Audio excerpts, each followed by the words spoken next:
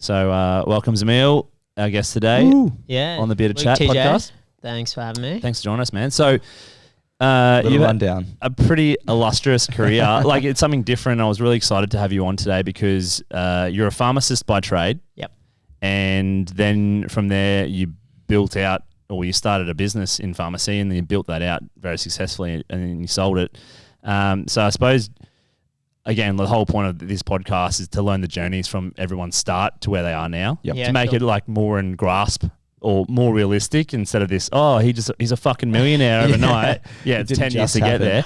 So I've known you since grade 1. Yeah, fuck Wow. yeah, since we were Whoa. 6 years old. Which yeah. wasn't long. These guys are young. No, Yeah. I'm 12. I just keep it up. So no. So yeah, after you finished school, well, how did you find school first of all? Well, mate, it was great. You know, at the end of the day, You're obviously a good student. yeah, you know, I was Zamil actually very was. studious. I was very studious. I didn't have the athletic ability of Luke. Luke was house captain and stuff like Just that. the man Luke was. Yeah, exactly. I you was know, a rascal. that's it. No, I was a rascal on the line though, but Zamil was like Super academic. super academic. Yeah, I would Yeah. say definitely. Some people just have it. Hey, some people just got that schooling ability. They don't have to try too hard. Obviously, there's a degree of trying, but some people are just like, you know what? I'm just fucking smart. And that's Zamil. I wouldn't go that far. Yeah. but- So how'd you find school? No, it was good. It was definitely, you know, we went through the same journey together. We've known each other since grade 1, and we went to the same school. Did till you go to the same grade high 12. school as well? Yeah. Oh, right. 1 to Whoa. 12. That's awesome. But you were there from preschool, right? Nah, grade 1. No, grade 1. Yeah. Okay, so Yeah. same, yeah.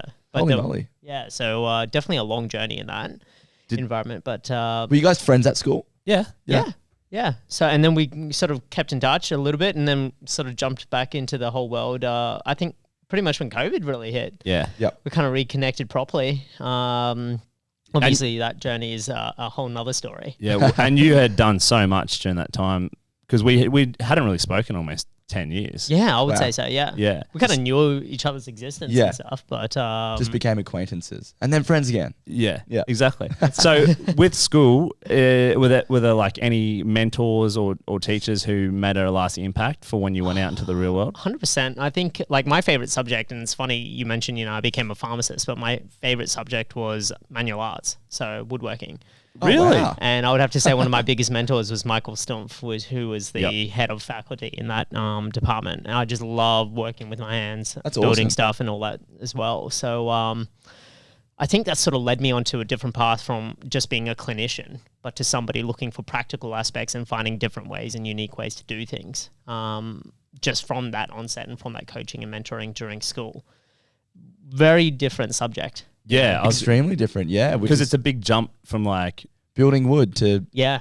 chemistry. to drugs. That's it. Exactly right. You know, but I think it gave me a really nice balance to Yeah. appreciate both sides, but to also see, as you've done, even you know, with the Bearded Chap, is to build something, and that's always been a passion of mine, is to build something from the ground up or to help find a better way and improve things. So Awesome. yeah. So did you have any idea that you wanted to get into pharmacy when you left school? So my mom's a pharmacist. Ah, So and then so my mom pretty much started in pharmacy. She bought a pharmacy in her 20s, mortgaged everything In Australia? in Australia. So Awesome. she finished her studies in New Zealand and Oh, then emigrated to Melbourne. And that's where I was born. yep. Mortgaged everything, and then from the age of 10, I was working in the pharmacy in the family business, Awesome. cleaning the shelves. You Yeah. know, free child labor as it is, which is all good. Yeah, absolutely. That's it. Not That's in what the it's about. sweatshop, at the pharmacy. That's exactly it. That's exactly Teaching hard work. Which is Yeah. absolutely Work ethic. awesome. Yeah, absolutely awesome. 100%. To You know, learn from someone that's done it as well, and probably gave you good insight, and as if you wanted to do it when you're older as well. So yeah. Well, that's it. You know, I think what it instilled in me is exactly what you just said. Is that work ethic? Is seeing that grind, because they came to this country with nothing. Yep. Yeah. Where's your heritage from, Zamil? So Fiji Yep. is where my parents are from. Yep. So, Fiji and and then Indian or- India, Fiji and Indian. Yeah. Yep. So Because what's yours? I'm Indian Greek yeah, cool. cousins. Cool. Yeah. Love it. Nice exotic mix there. It's a little bit of an interracial cocktail, I like to call it. Yeah. I've never met another Indian Greek other than Yeah. my sister. Yep. But you know, we roll with it. We Yeah, roll with it. I like it. I like it. That's why he's got light coloured eyes. Yeah. Come on, guys, this isn't about Amazing. me. The What male else do I model. have? What else do I have? Just get like a close up on his eyes right there. There you go. Don't, Ryan. So when was there any pressure from like your family to get No. into a certain degree or a course outside? So my mum was actually really surprised that I actually chose pharmacy as a profession. My dad also is an accountant by trade, but worked in the pharmacy as well. Awesome. And so true family business. But no specific pressure. I think the pressure I placed on myself was enough anyway. You just wanted to be great. Yeah, look, and I'm one of 3 kids. I'm the eldest. Yep. So High you, achiever. so you kind of, you place that intrinsic pressure on yourself to achieve. Set a not standard as well for a benchmark for your younger siblings. 100%, man. You know, I guess from your Indian heritage that. I'm one of 7. So. Well, they're your brother. Are you serious? Yeah, I've got 3 brothers and 3 sisters. So does mum. Oh my God, I did not know that. Yeah, not all full related. I've got 2 half sisters, 1 full sister, 2 stepbrothers and a half brother. True. Yeah. And then mum's got full 3 brothers, 3 sisters. There you go. Yeah. Wow. There you go. We don't play games. And where do you sit on the...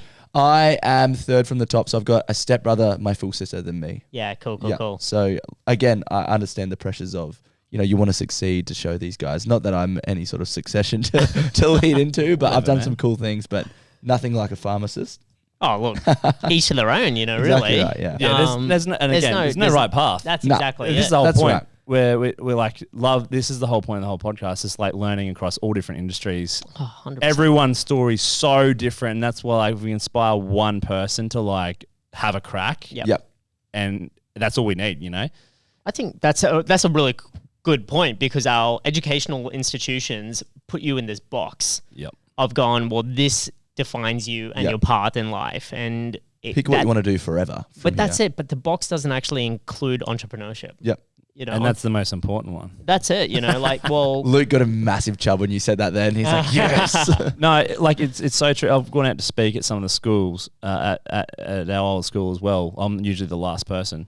because you bloody swear. Yeah, I get their attention and I give them a reality check because when you graduate, or if you finish high school, and there's all different choices. So you have a gap year, you can join the military, you can do a trade, you can study. Yeah. And then I was like, it was a class of like 300 people, so it's a big group of year 12s. And I went, how many people are going to start their own business? One motherfucking person put their hand up. Did he or she and I do just said, it was a girl, and I said, stand up, everyone here, give her a round of applause because we need way more of these people in the world who take risks and we don't need a bigger government. We need more more entrepreneurs to create jobs for people. And I'm like, she may succeed, but more than likely not. And she might hire 10 people because that's the average SME. SMEs make up 80% of Australia. Yeah. wow. So they're the largest employing organisation in the country, if anything, in the world. Exactly. So it was just a bit of, it was quite sobering because it's not even looked at. It's like the crazy people who do that. The unicorns. Yeah. And that's all you see in the media as well. I think it's because you can't study and go straight into a job, whereas that's kind of secured. You know what I mean? You know what you're going to do, whereas starting a business is going into the unknown. You don't know if it's going to succeed, because it's not already a thing. Whatever you want to do is not already a thing. Whereas, for example, someone that does teaching in university knows I'm just going to apply to school or as many schools as I can. There's already teaching jobs out there. I'm going to get a job. I'm going to make money. Whereas if you're starting a business, much like yourself, Luke, that's the unknown. You have no idea what's going to happen. Are you going to be successful? How long is it going to take? How much money is this going to take? How many people am I going to have to hire? Who am I going to have to hire? That's all unknown, and people are scared of the unknown. Oh, 100%. It's fear of failure. Yeah. Right? At the end of the day, we're born with 2 fears, the fear of loud noises and the fear of falling. Is that right? Else, yeah. That was crazy, really? Yeah. Cool. So- I thought it was like fear of dying and, and taxes. fear of not reproducing. Well, we're not born with those. Okay, cool. So those are instilled when you're born. Exactly right. Wow. You've got the fear of falling and the fear of loud noises are your only 2 fears. I mean, it makes actually sense, born doesn't it? with, but all the other fears are learnt or instilled to you from another party. Wow. Right. So you look at if your parents are fearful of spiders. Yep. And every time they see a spider and they go, oh no, don't touch that. You're going to intrinsically create a fear about that, even though you don't know what the hell that's actually scary. There you go. Or why you should be fearful of it. Yeah. So, What were your fears leaving school? Yeah, great question. Leaving school, I think I had the element of certainty knowing that I was studying pharmacy. And Did you then know I you could, wanted to do pharmacy when you went into high school? Yeah, Like, was so- that at an early age? Yeah, Yep. so I picked all the subjects Yep. for back in the day, Yep.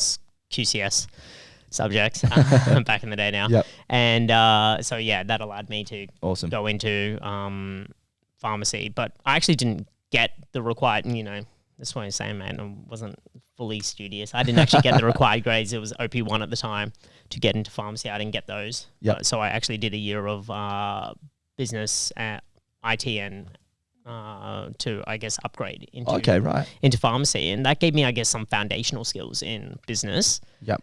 But learning from a textbook is very different to the real world. Practicability, yeah.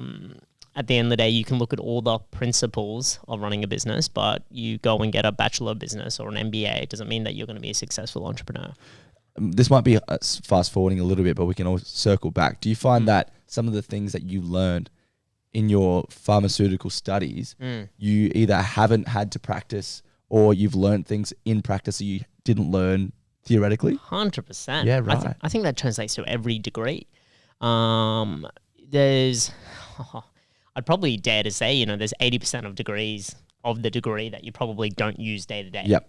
And that's just typical of most degrees. A lot of the experience you get from real world is the most valuable experience.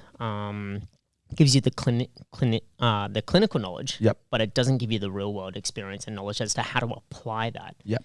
And that's where the practical elements of teaching and learning and hands-on doing things and actually jumping into the unknown and having the actual real world experience is probably, I would say, the most valuable experience. Yep.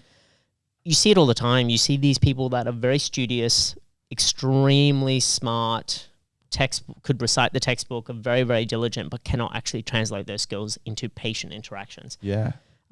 They don't have the people skills. They don't have the social skills. They don't have Can't handle the pressure. 100%, because they come into the mindset of, I need to just use this knowledge and that's it.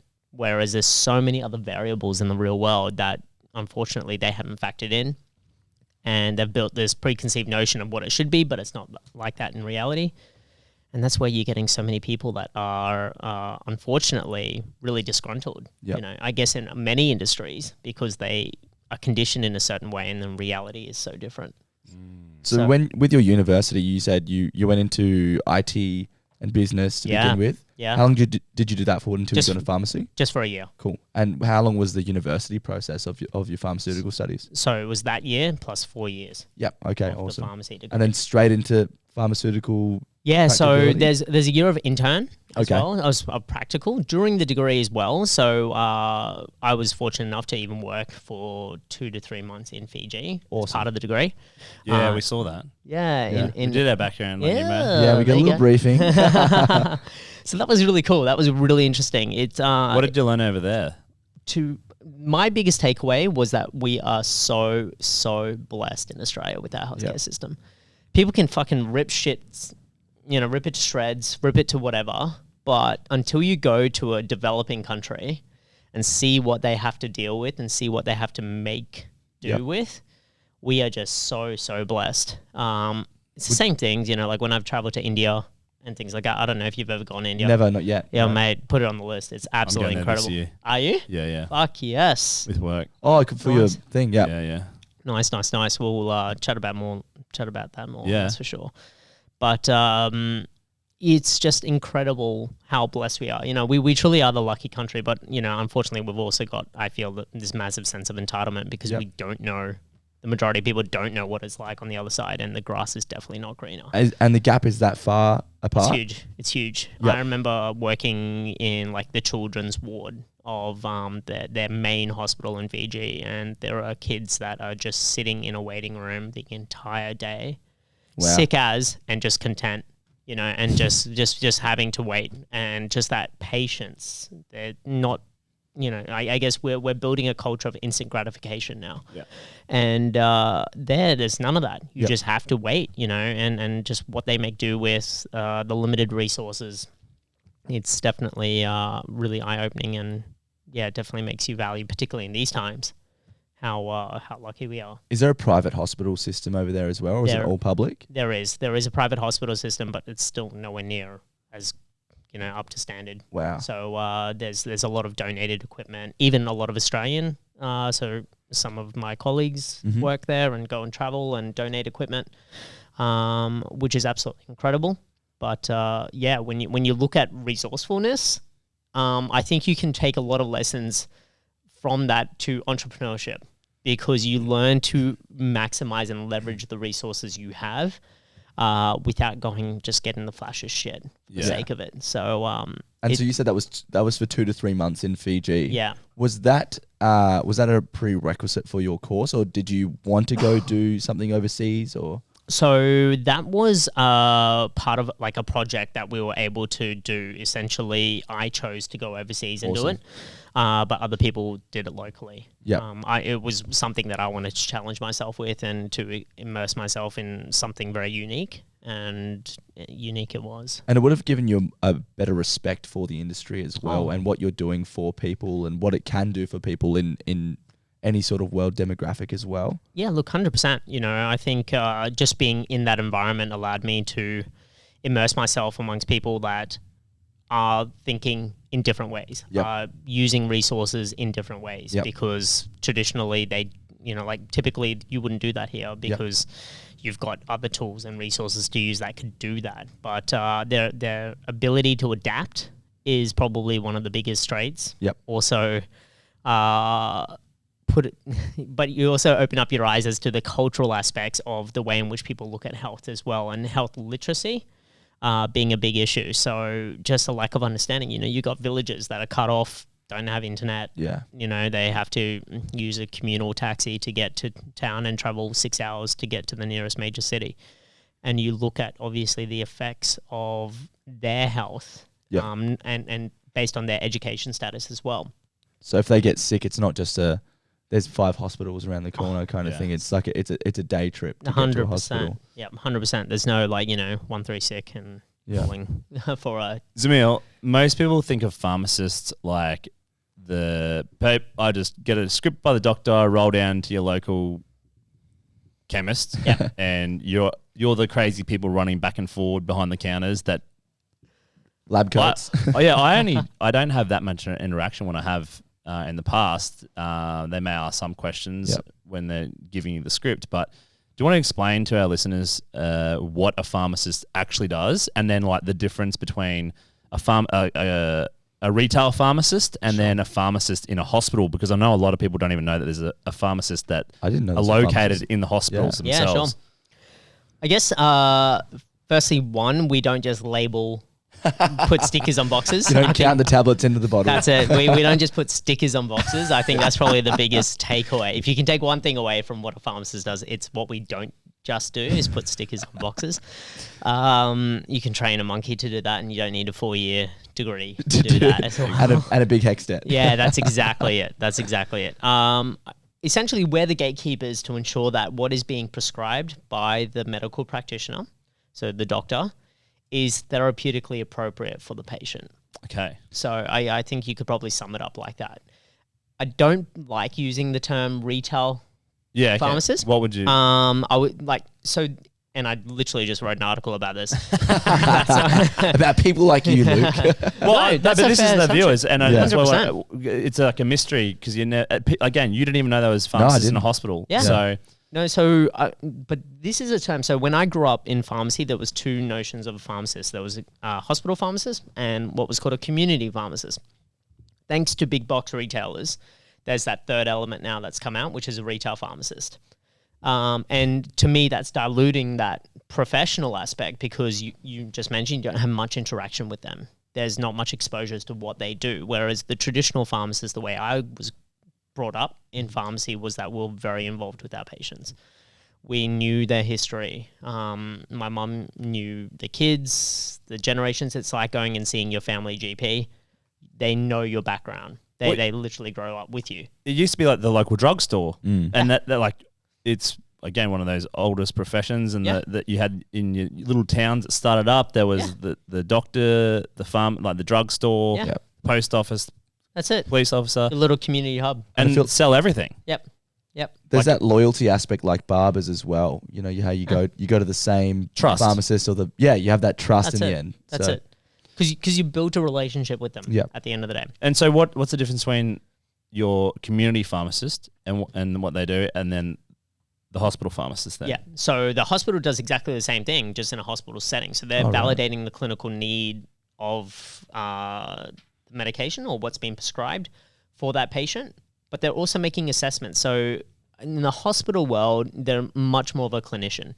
They definitely practice, and this is where I guess the favoritism, I guess, or the perception of a better working environment is seen in hospital for many people, to use the skills that they've learnt in their pharmacy degree. So to be a clinician, to review medications, to actually be part of the treatment plan, and to map out what should be done for that patient is much more involved in a hospital setting. So you work closely with doctors then? We do in community still. Yep. Hospital, 100%. 100%. You are, if anything, a lot of the doctors are actually relying on your counsel a lot more, particularly newer graduate doctors that maybe don't have the experience yet of prescribing and being able to monitor and use drugs appropriately. They rely on the input from the pharmacist to help guide them through. So they, I guess, are the diagnostic tool, and then we help to facilitate, well, how should we actually best treat them? So you're essentially the niche experts that is acting as a safety catch in case a doctor misdiagnoses or stuffs up in their knowledge base, because you're specializing in that particularly. That's it. That's just one element. And then and then a big part of it is optimizing therapy as well. And what we're going to start to see more, particularly what's already seen in the UK, is pharmacists actually integrated into GP clinics. Oh, wow. And so the GP will diagnose, list a whole bunch of medications out and prescribe.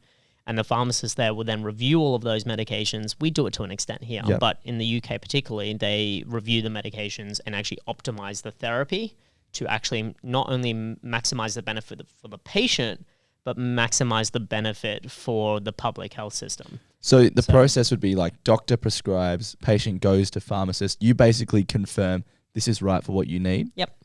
So on that end of the spectrum, do you then, with your clients, then engage with them and say, okay, is this how you're feeling, blah, blah, blah, to then confirm if this is the right? Does that make sense? Yeah. So I guess what you're asking is, do we confirm like what's called an indication? So why a medication is prescribed? And yes, for the better part, yes, that's best practice. Yep. Particularly if it's a new medication. If it's something that's being repeatedly prescribed, then you can check in on them, make sure that they're using it appropriately. Yep. But for new medications, and there's protocols in place in government-funded programs to even make assessments and actually sit down with the patient. So it's called a meds check process. So if there's medications that the patient's on which have a greater risk of adverse events, then there's actual clinical services that you can do from a community or retail pharmacy standpoint as well to assist them, even to the extent of going into their house and talking about the medications in their own home setting. Yeah, wow. So I know, like, when there were drug stores and they were selling cocaine and heroin and everything like that. Wait, what? Yeah, bro. Where have you been? Yeah, they were. Look, I'm not aware. Like, 18, at the end of the Because century, Coca-Cola used to have... late 1800s. Oh, back in the day, of course. Not the 70s. No. But even the US, up until like the 60s, they were still selling pretty much heroin. The 1960s? Yeah. What in God's earth? In the US, anyway. Yeah. From what I found out. I'm not aware of that. Yeah. So I literally forgot my question. I think it was... Can I supply it? Yeah, no, yeah, 100%. Can't do that. No. Do you know a guy? Essentially, though, they used to... The chemists, and that's what it was, they would create ointments and... Yeah, so that's still... That's a great question, because that's a key difference between a chemist and a pharmacist. Okay. So, right. So a chemist actually, like, is, I guess you could say, like, you would employ a chemist here. Yes, we've got a cosmetic chemist. Is there a university degree behind a chemist? There's specific training, yes. Okay. But in the pharmacy landscape, you have what's called a compounding pharmacist. Yeah. So a compounding pharmacist undertakes additional training beyond their pharmacy degree to learn how to compound and manufacture medications. And what instances would you do that? Because I thought that'd be like a pill for everything. Yeah, so it's if there's custom dosing required or it's not mass manufactured. If particularly with a dosage form, so whether it's a tablet or capsule, but a lot of these gets put into enemas, suppositories if they've got swallowing difficulties and things like that, and a compounding pharmacy would do it. But looking at more the holistic approach to the way in which you manage someone's health, you can't just compartmentalize that in big pharma. There's always other things. Say, take your products, for example. You don't look at, Unilever and P&G and all that sort of stuff. This is a niche within a niche, I guess you could say, and for a set specific reason. And that's why these products exist, and that's why, you do what you do, and that's why people go and seek alternative stuff as well and get it made. So, yeah. So going back to uni days at UQ. Yep. How did you find it? Like, what was the social stuff like? Did you change as a student from school into university? 100%, mate. 100%. You probably you would remember me at school. I was definitely more introverted. You were straight 180, bro. Yeah. I was about to say, is there something I don't know here? I was definitely more introverted. Yep. I wouldn't say introverted. No, I wouldn't, but more introverted. You worked within the rules. Yes, 100%. Well, I pushed the boundaries. 100%. Yeah. I think, and coming to a framework of a school environment for me was that it was quite regulated, and whereas university was not. You're responsible for yourself. 100%. That's the first things they tell you is like, no one's following you up if you're not doing an 100%. assignment. They don't give a shit. They're just like, mate, we got paid. We don't care. That's right. Yeah. That's your future. We don't care. 100%. And with that lack of oversight, then allowed me to hold not only myself accountable, but also allow me to explore, I guess, other things and explore social activities and stuff like that. That allowed me to jump into a whole bunch of other stuff as well from moment in time. Did you enjoy that kind of learning more than your high school kind of learning? 100%. Yeah. 100%. A bit more free reign. You can have it on your own merit and terms. I think as well, the main difference as well in university versus school is that nobody gives a shit about your grades in uni. Yep. Whereas in school, you need to be seen to be like a high performer. You're justified by that. To then get into uni and all that sort of stuff. Yes, you can get honors and all that sort of stuff. But in the real world, this comes back to going, well, what's your practical knowledge? What's your actual experience? How can you translate that knowledge into real world activities? And you could be the best bookworm out there, but you could get all the degrees that you want. Yep. But if you can't utilize those skills, then it's just you're an academic. Well, that's it. You're just smart. You're not practical. Yeah, well, and a lot of people would probably look at that and go, you know what, those that can't do teach, you know. But look, that is no disrespect, because at the end of the day, I have the utmost respect for those that teach, because they are then imparting their wisdom onto others. Correct. It's what we choose to use and to take from that is probably the most important part. I have so much respect for those teachers that they were all, like, a lot of them were mentors and still are mentors today.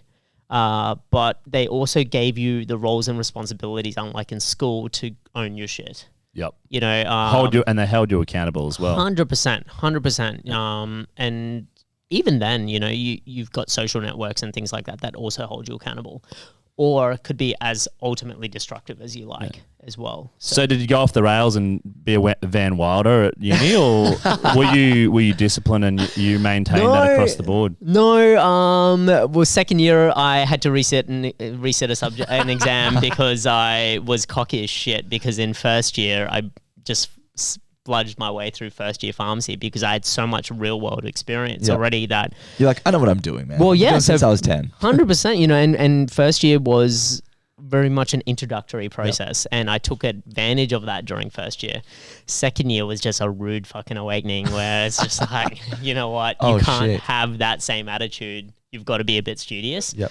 Were you rocked when you found that? Oh, look, I was we all came out of that. Actually, that was the first time in the history of that course that there was, you get a typical bell curve, but the bell curve was so skewed, and they had to actually review that course because so many people actually failed that exam. Just a wild exam. Yeah, it's just, but coming back to your earlier point is going, well, how much of that practical, how much of those teachings do you use in the real world? Yep. Zero. Really? Out of that. Yeah. So that was an exam about the structures of medications. I'm like, great for a chemist, not so useful for a community pharmacist. So, and this is the thing, you kind of are painting an industry with a broad brush when you are doing these degrees, because there are obviously pathways after these degrees, right? So they try to cram as much in that may or may not be relevant. I suppose the whole point is just to try and get a broad section of learning. 100%. So you understand, and then getting you read up. Yep. And practicing, because I know anything in the medical field, full stop, is ludicrous. 100%. Obviously different specialties and things like that, much more intense. But coming back to your earlier question, yes, I did enjoy uni life. Good. 100%. 100%. It was absolutely amazing in terms of social scenes and all that sort of stuff.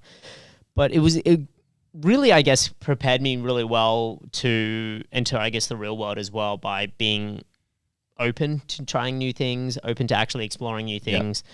And it was also very humbling, because, I came into the degree going, you know what, I've got a whole bunch of real world experience. And this is, I guess, the flip of that, going, you know what, there's always something you can learn. Yep.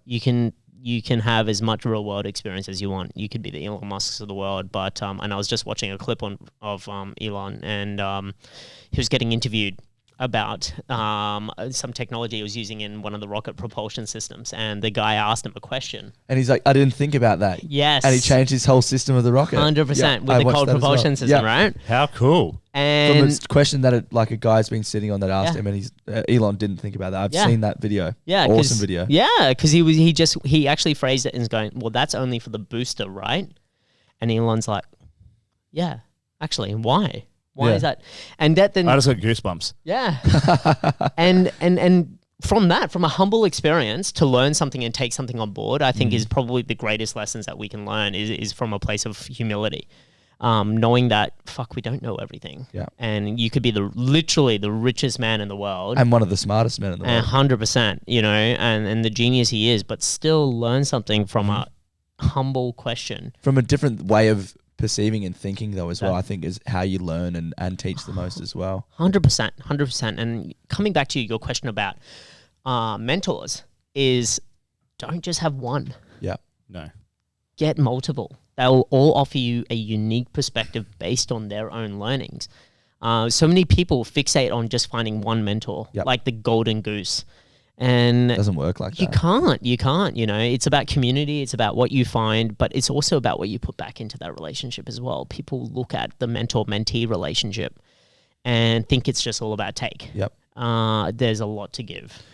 Because then you're kind of categorized and built to then think exactly like that person. So in turn, you're following in that shadow, and you're going to then produce similar results to that person as well. Yep. So I can completely appreciate and understand have multiple mentors and have your own way of thinking, though, as well. Yeah, look, 100%, because each person will offer a different perspective, a unique perspective. But it's what you do with that. Take it on board. Keep asking questions. Yep. And I think that was the greatest revelation from that Elon interaction, that wasn't an answer. Yeah. That was a question. Yep. Elon then came to the answer himself. Questions are the answers. Yep. And even the most put that on a questions. shirt. Yeah. Yeah, I'm sure it is. I'm sure. But I'm just taking notes as well for questions that got lined up for you. Was there any thing at university? No, I stuffed that one up. It's been a really, really long week. Did you get your mum to help you with some of your university assignments? Let me think. Because that is a great, right there is a mentor as well. 100%, but no.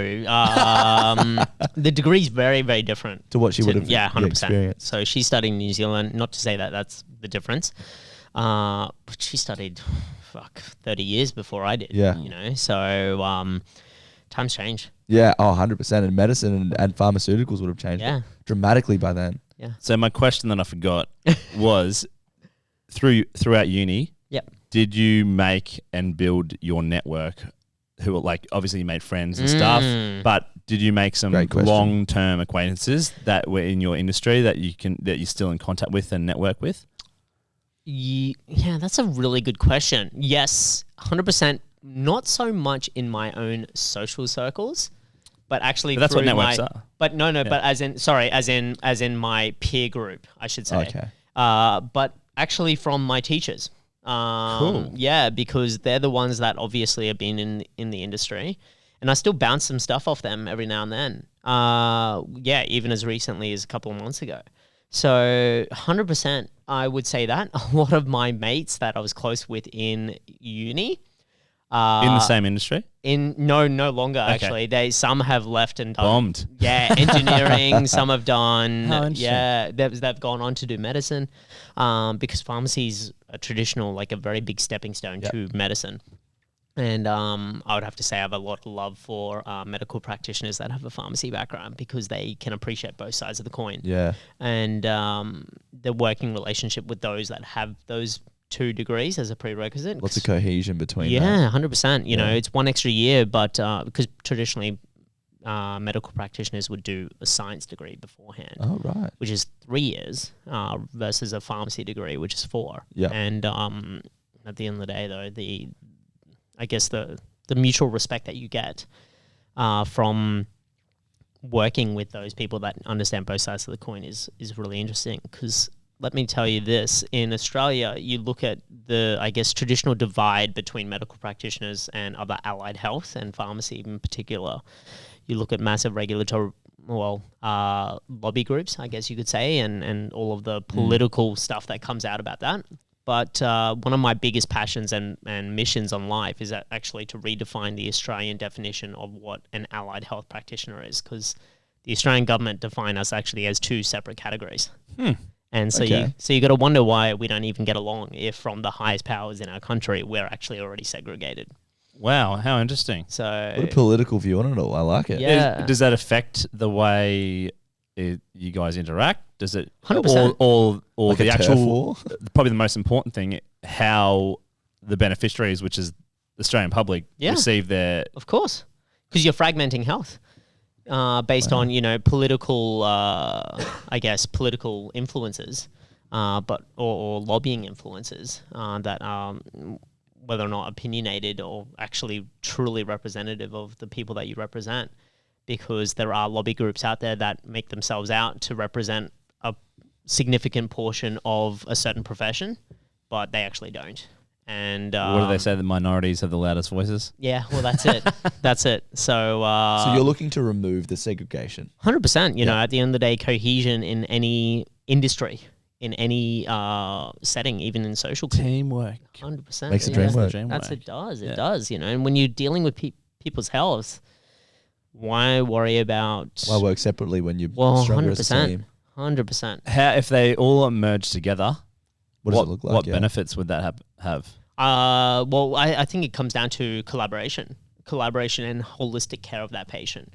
So you've got because at the end of the day, you've got specialists within a care team, right? Like at the end of the day, would I see my GP if I've got a muscular pain? Some people do. 100%, maybe 100%, right? But there's a time and place. I would go and seek counsel from a physio, an osteopath, etc. Because their specialties are in muscular rehabilitation. And you look at this, you look at if we could treat ourselves the way a professional athlete treats themselves and gets treated, they don't rely on one care specialist. No way. They have a full team around them. Dietitian, nutritionist, physio, club doctor. 100%. They've got it all. What's the difference between them and an entrepreneur? Nothing, except we abuse our bodies way more. There you go. 100%. Right? No, it is. And again, this is a shift that I'm making as a person, looking after my health, because if I'm not healthy, I can't perform. So at a high rate, more sleep when I can. It's not an option at the moment, but like more sleep, regular exercise. So recently just got a bike, so I'm riding to work. It's forced exercise then, and already feeling much better. But again, it's peak performance. And people, it applies whether you're an entrepreneur or have a day job, because you're going to play the game every single day. Yeah. 100%. What do you do before a big footy game? You prepare. Hydrate, That's bed it. early, good meal. Pasta. Then you go, and then you go out and crush it. So, Yep. But then you recover. correct. So that's the thing. Whereas like entrepreneurship, you just playing the game. There's no time for recovery. Yeah. But even then, day life, just day to day, and there's so much research out there now, and even it's been around forever, is that stress is your number one cause of debilitating illness. Huge. Just like on a hormonal level. Yep. And hormones are the most powerful drugs. Yep. It fucks your sex life. Like your libido goes through the floor. Yeah. Yep. What else? Everything. Is that from stress we're talking about? Yep. Yep. Yeah. Yep. I've had people I've known who are trying to have children. Yeah. And literally they cannot, they've been trying. That the guy's stressed because the wife's telling her to like Let's bang have him at kids. this time because Yeah. I'm ovulating, and he's like super stressed on it, dead. Wow. Like straight away. It's pretty insane. Yeah, you see that all the time. You look at rates of infertility in inverted commas, because whether or not it's I'm not going to say a psychological cause, because there is obviously a physiological cause. Yes. And the reason why I'm sort of comfortable to talk about this is that we went through this. Yeah, okay, not cool. from not necessarily from a stress perspective, but because Natasha, my wife, has PCOS, which is polycystic ovarian syndrome. Yep. Which is super common. 100%. I think the rates are like 3. Well, it's fucking crazy high. I can't even remember, but it's fucking crazy high. And what is PCOS? Sorry. So essentially, it's a little cyst on the ovaries that Okay. affects hormonal regulation, Yep. but in different women, it affects them differently. So Just super common. 100%, yeah, Yep. it's actually extremely common. But obviously, going through, wanting to create a family and start a family, stress is a huge factor in that. And I know people that have literally been in stressful jobs, been trying to conceive, quit the job, fell pregnant like that. Yep. Wow. And That's so crazy that stress can affect something like Well, that. it's fight or flight. Yeah, and it Yeah. shouldn't be a stressful environment when you're in that sort of situation, obviously. Yep. But it's the things that are around that situation that affect and impact that so heavily. well, the fact that, so you've all heard of the placebo effect, right? Yeah. The placebo effect is actually proof that we have the power to control our health and well-being. It's also on the other way, it's actually called the nocebo effect, which is actually, so in traditional big pharma world, clinical papers. That hypochondriacs is the opposite one. So hypochondriacs are the ones that I guess want to know everything about their body, right? I guess like, no, there must be something wrong. Find it, or I want every clinical test out there. But no, so the nocebo effect is essentially validating the fact that what big pharma does right now, or even just people in general, is they discount the placebo effect. They say it's rubbish. It's huge. Whereas what that is proving that you, in your mind, have actually caused a physiological and chemical change in your body to drive an outcome. Wow. And that's proof that we can heal ourselves. But we can then also, on the other hand, destroy ourselves. Are you a believer in that sort of natural remedy kind of side of 100%. things? And that comes from my Eastern heritage. Yeah. But you look now, when was the last time you went to a cafe and you saw a turmeric latte? Yeah. I don't know. Turmeric, it's a huge thing in India. It's one of the... Yeah, it's 'cause been around a for centuries. Huge... Well, pharma Can you get a turmeric latte? You can. Yeah, you can. Is But it like, good? I haven't tried it. Because had what were one. you just using? Good, I've had one. Yeah. And? It's not too bad at all. Yeah, there you go. It's exactly the same Is as any other turmeric latte. It's... A substitute for the milk? No. it's It's like a powder. It's It's okay. a root. It's a root. Yeah, okay. And it, It's not like an almond caramel latte like my coffee order, if anyone was wondering. so it's highly like stained, so it will stain your Yeah. teeth. Oh, wow. Yellow. It's been used for thousands of years. So does the caffeine. The only reason why tobacco. the turmeric, they reckon, hasn't made a big boom in Western culture is because you can't make money off it, because it costs like $2 for a 200-gram pack. Well, But there's Also- obviously massive health benefits. Yeah, it's huge. But it's also that we in Western society, and look, rightly or wrongly, require a shit ton of data to validate something yeah, works. exactly. We don't rely on anecdotal evidence. Seeing is not Which believing. is good for science. Yeah, it was great. And that's where like a scientific method, 100%, and obviously speaking from a clinician sense, 100%. But when you look at the patient holistically, there's other elements that you can bring into this. Look at meditation. Yep. Look at mindfulness. Look at yoga. All of these other practices now that are booming booming now in the Western world. Practices that have been done for thousands of years. Yeah. And there's a stigma around those kind of practices as well, though. I think people think it's not a cool. Well, it's woo-woo. it is cool now. Now it is, but Yeah. 5-6 years ago, people were like, oh, I'm gonna go meditate for a bit. You'd be like, oh, loser. And now there's CEOs with their own meditation rooms in yeah. Silicon Valley. That's it. The biggest thing I think between Eastern and Western culture, and correct me if I'm wrong, is that Eastern culture was a lot about preventative. 100%. And Western culture is all about fixing it after it's already happened. And like that power of stopping it before it happens rather than fixing it once it's happened. The placebo effect, like I've experienced it firsthand. I remember I watched, I think it was Gary Vee, like maybe when I first started the company 9.5 years ago. And so Gary wasn't that big back then. I think he'd like just started booming because he was on with the wine show and was on Ellen. And literally he was like, I don't get sick. I'm never going to get sick again. And I like literally had in my previous job, I was so stressed. I literally got to the point where I didn't get out of bed for 4 days. Like, I was burnt, like probably had depression. I was just like totally cooked. Yep.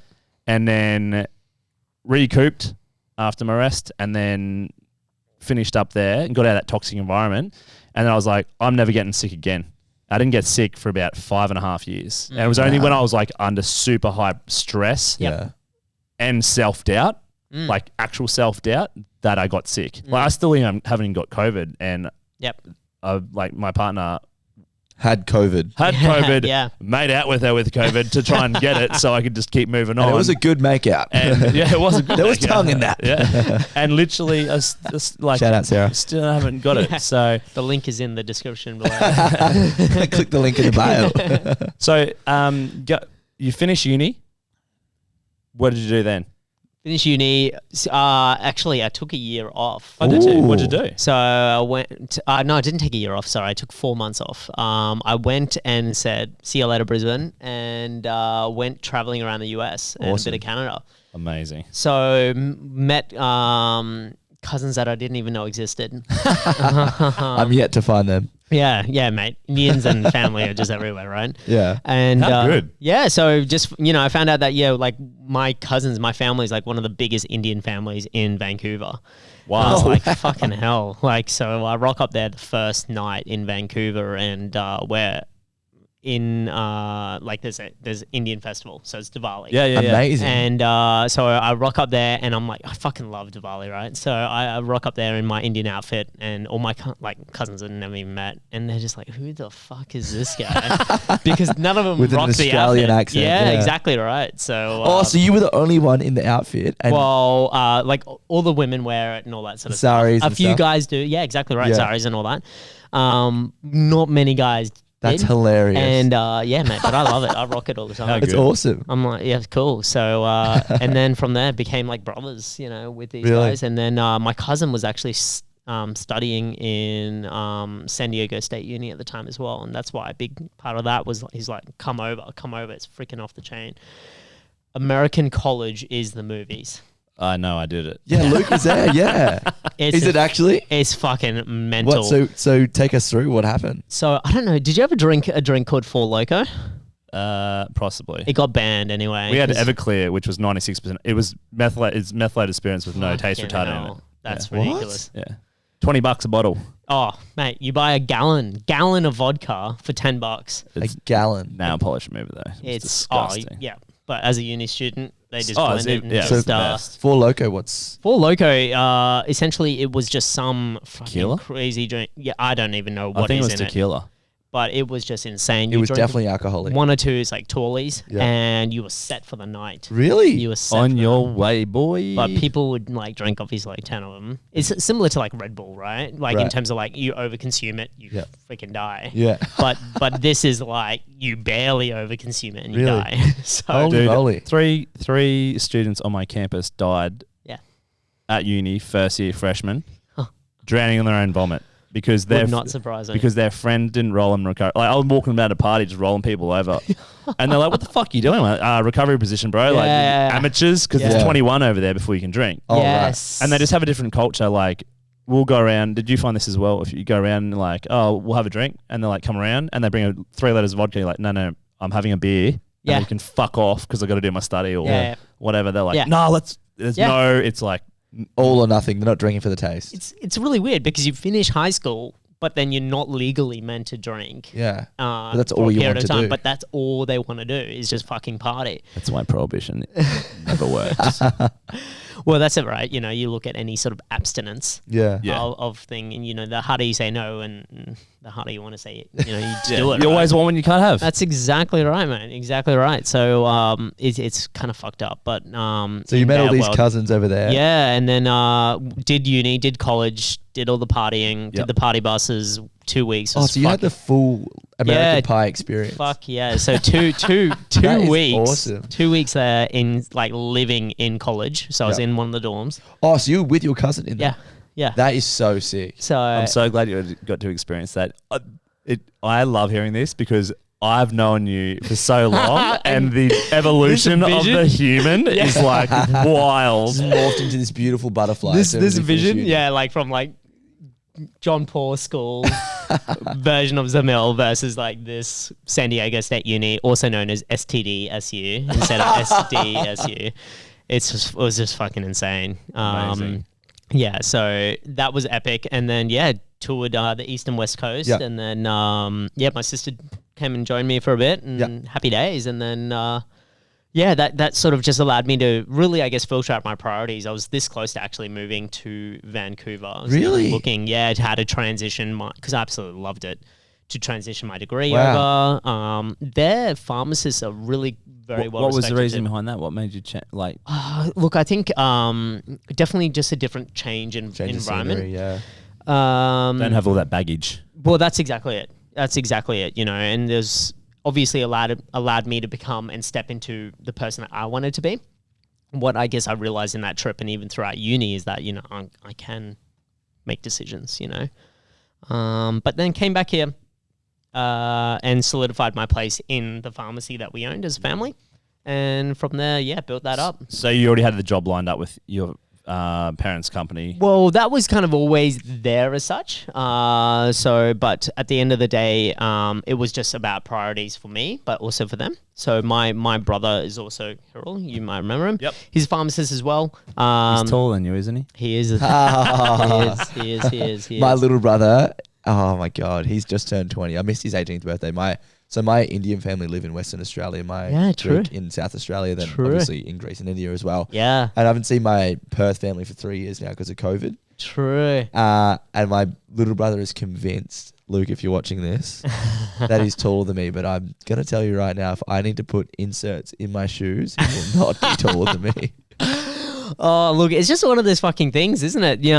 My mum's youngest brother, Yeah. so she's one of 6, Yeah. and he's the tallest by a mile Really? in the family. Yeah. My dad's younger brother, taller. How funny. So I've got no home. Genetically, I've got no home. It You were the doesn't matter. test. You were the test. Yeah. That's it. You hold the power, mate. Don't worry. Yeah, there you go, mate. And There what you does go. your sister do? So she's actually in marketing. So Cool. Yeah, so she didn't want a bar of pharmacy. Yeah. Growing up in the Smart. pharmacy world, she didn't want a bar of it. So she actually got into PR and marketing. Awesome. Amazing. And have you utilized both sides, like your brother and your sister, into what you do or have done? Yeah, so a little bit from more so my sister. So my brother and I are very different operators. Okay. So he actually owns and operates his own pharmacy. Cool. Well done. And is smashing it, absolutely crushing it. And Tanisha, my sister, has a very unique perspective on what marketing and social media and all that sort of stuff is. Great. But definitely pick her brain about things Yep. as to, particularly in this world now, digital transformation, I guess you could say, in the world of marketing has Yep. just been insane in the past 5 years, right? So definitely been picking her brain about that. But in terms of what I do now, I have my own like coaches and mentors and Awesome. things like that I utilize, and Gary Vee is obviously one of them because he's I guess in some ways you mogul, could say, yeah, exactly right. Kind of- Marketing genius. yeah, that's exactly it. He does extremely well in methodologies and things like that. But at the end of the day, it's He just executes, though. That's Exact- the difference. 100%. I think though now though, I think things are just evolving so quick that you've got different format content, you've got different, you've just got so many different modalities and content to not only produce but actually consume. And so it's just the ability to cut through the noise, identify your target market, and really speak volumes to them. I think is going to be the real challenge, particularly like when I look at what business was growing up, 10-year-old, 14-year-old, and the traditional forms of marketing, and to what it is now. To actually be unique is no longer just something that you can just claim to be. You have to truly be unique. The buzzwords of the 90s was service, for example. What the fuck does service mean now? No. It means fuck all, really. Especially when you go to Woolies and there's like self-service checkouts. Yeah. And there's all these different ways of servicing. 100%. Like I think, any business that claims that their unique differentiator is we give good service is just so out of touch. Yeah.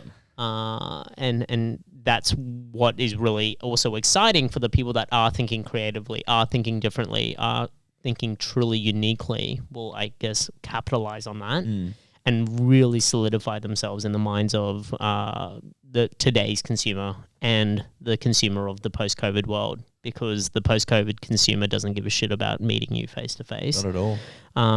We've got contingencies in place that work around that now. 100%. Now they're so primed for a digital experience. But it's almost awkward now when it's a physical interaction. Yeah.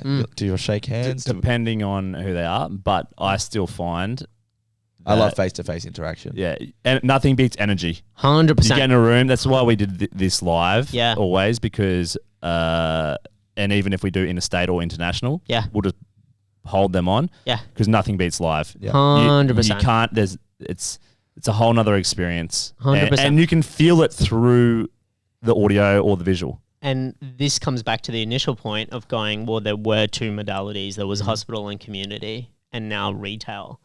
But people are now realizing the power of community because they lost it. Correct. It comes back to the point of going, well, you always regret what you don't have or what you've lost. Yep.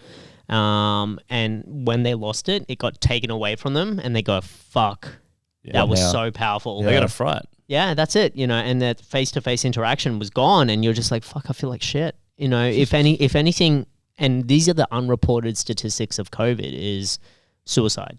Oh yeah. Is depression. It was huge. And these are all the unreported statistics of COVID, right? Because if you knocked yourself off during COVID and you had COVID fatality. Yeah.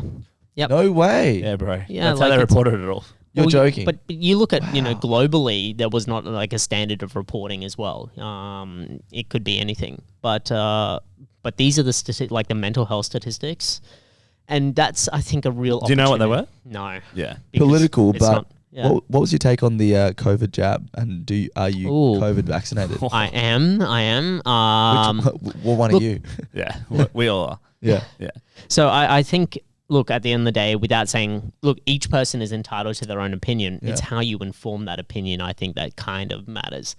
So, yes, of course, you can look at the skeptics and all of that sort of stuff as well and be skeptical about something that you're putting into your body. And I believe in autonomy of choice. Correct. I 100% believe in autonomy of choice, but I also believe that we are still, I guess you get this notion, and without getting too political, but we're still in a public world. Yep. The notion of it's me, my body, it's my land, it's all of this. Fine, cool, but go live off the land. Yeah, correct. And you want to be a part of society. Yeah, that's exactly it. Yeah. It's a different notion. It's like, without getting overly political now, it's like it's now relating like gun laws in the US. Yep. And what the Second Amendment rights were actually designed to be in 1820. And now, but see, I will go head to head on that one because it's misconstrued. Gun laws over there. Yeah, it's always meant to be to oppose the state. Yes, because it was for invasion, wasn't it? No. When the army got over, if there was ever a tyrannical government, the people can overthrow the government. That means they can beat the army. Yeah, and the Democrats always go back, oh, yeah, but that was with muskets and shit. No, it's equal weaponry. Yeah. So if he has a knife, you have a knife. Correct. In saying that, there should be a lot more pre-stuff done, so crazy people can't get their hands on it. 21-year-old can't just go get an AR-13 or whatever he did. Well, yeah, like without mass shooting. But the real stats are the biggest murder weapon used in America is the hammer. Okay. I saw this. Has it changed? Yes, it's guns. It is guns. That's so I don't know where there was like at. a screwdriver before that. I saw this because Yeah. some dude was like, the biggest murder weapon in America is hammer. It was actually a pistol. And then it went down to like another gun, like a rifle. Yeah, screwdriver was the weapon of choice for a couple of years. Yeah, and then it was hammer. Yeah, because most of the murders are manslaughter. sorry. That was So crimes of passion. But getting back to that, like, Sorry, we totally agree with that. It's the only thing I had an issue with was mandates. Well, look, and this is it, and I think, look, to me, the biggest failing out of our COVID response, in my opinion, was the media and fear-mongering. Yep, and all the social media, because we've never had a pandemic with that much information and misinformation, but also the fucking government dug their own grave. They weren't truthful across the world. They just weren't honest. They're like, oh, you peasants can't handle the truth. It's like, well, tell us. Yeah. And let us make our own mind up. Yeah, and if you're truthful with us, we'll probably trust what you're going to suggest. Yeah. I think it was just all too sudden and too soon. And everyone's like, oh, actually, if you take this, it will stop you from getting it. Actually, if you take this, it will stop you from dying. Actually, if you take this, it'll give you a 98% chance of not dying. Yeah, I think definitely the mixed messaging did not help, but also the fear-mongering, It's political. using terminology like restrictions versus safety masks measures. mandates. Yeah. So there was no mandate for masks. There was no legislation passed. And it was just the term mandate that they decided to use. Yeah. Where's our premier at the moment? She was on the news every single day giving us a countdown, and then as soon as she couldn't do that, ghost. Yeah. Very interesting. I think we should move away from this though. Yeah. And back into so you After Vancouver. You're with your parents' company. How long were you there for? And then were there any major lessons you learned? And what was the time frame between that? And then did you go and? Oh, sorry, I'm just stacking all these questions. Yeah, no, you're on. Answer those ones first. So I'm gonna take one step back. So during third year uni, I was kind of thrown into the world of entrepreneurship as well, because I actually redeveloped and built our pharmacy in third year uni. So what did you do? We acquired a pharmacy, and then I had to redesign it, redevelop it. Another one? So yes, and as part of that, Independent? so we brought, it was abandoned. We owned a bannered pharmacy. We bought an independent pharmacy, and we moved a banner. Yep. So essentially, as part of that process, I got thrown into the world of running and developing a pharmacy and looking at a pharmacy from a business and strategic point of view. And that was really, really cool. So my mates are at the Red Room or at Pizza Cafe. I'm there with them. But shout out to the Red Room. That's it. Yeah. And I wouldn't even know what that place looks like now. Although I have been to Pizza Cafe a few times because I do love the pizzas there. But we'd have beers out, and instead of just beers, I'd have all the plans for the pharmacy out, my lunch breaks and stuff like that. And that was a really cool lesson. So then after uni, stepping into that world after travel and all of that sort of stuff, I was What year was this? Great question. So I graduated in 2008, did my intern 2009, so 2010 started, did a bit of travel. And then, but as part of that travel, I actually went and looked at pharmacies abroad as well, and then took lessons from there, brought them back, and then started working and implementing those into the pharmacy.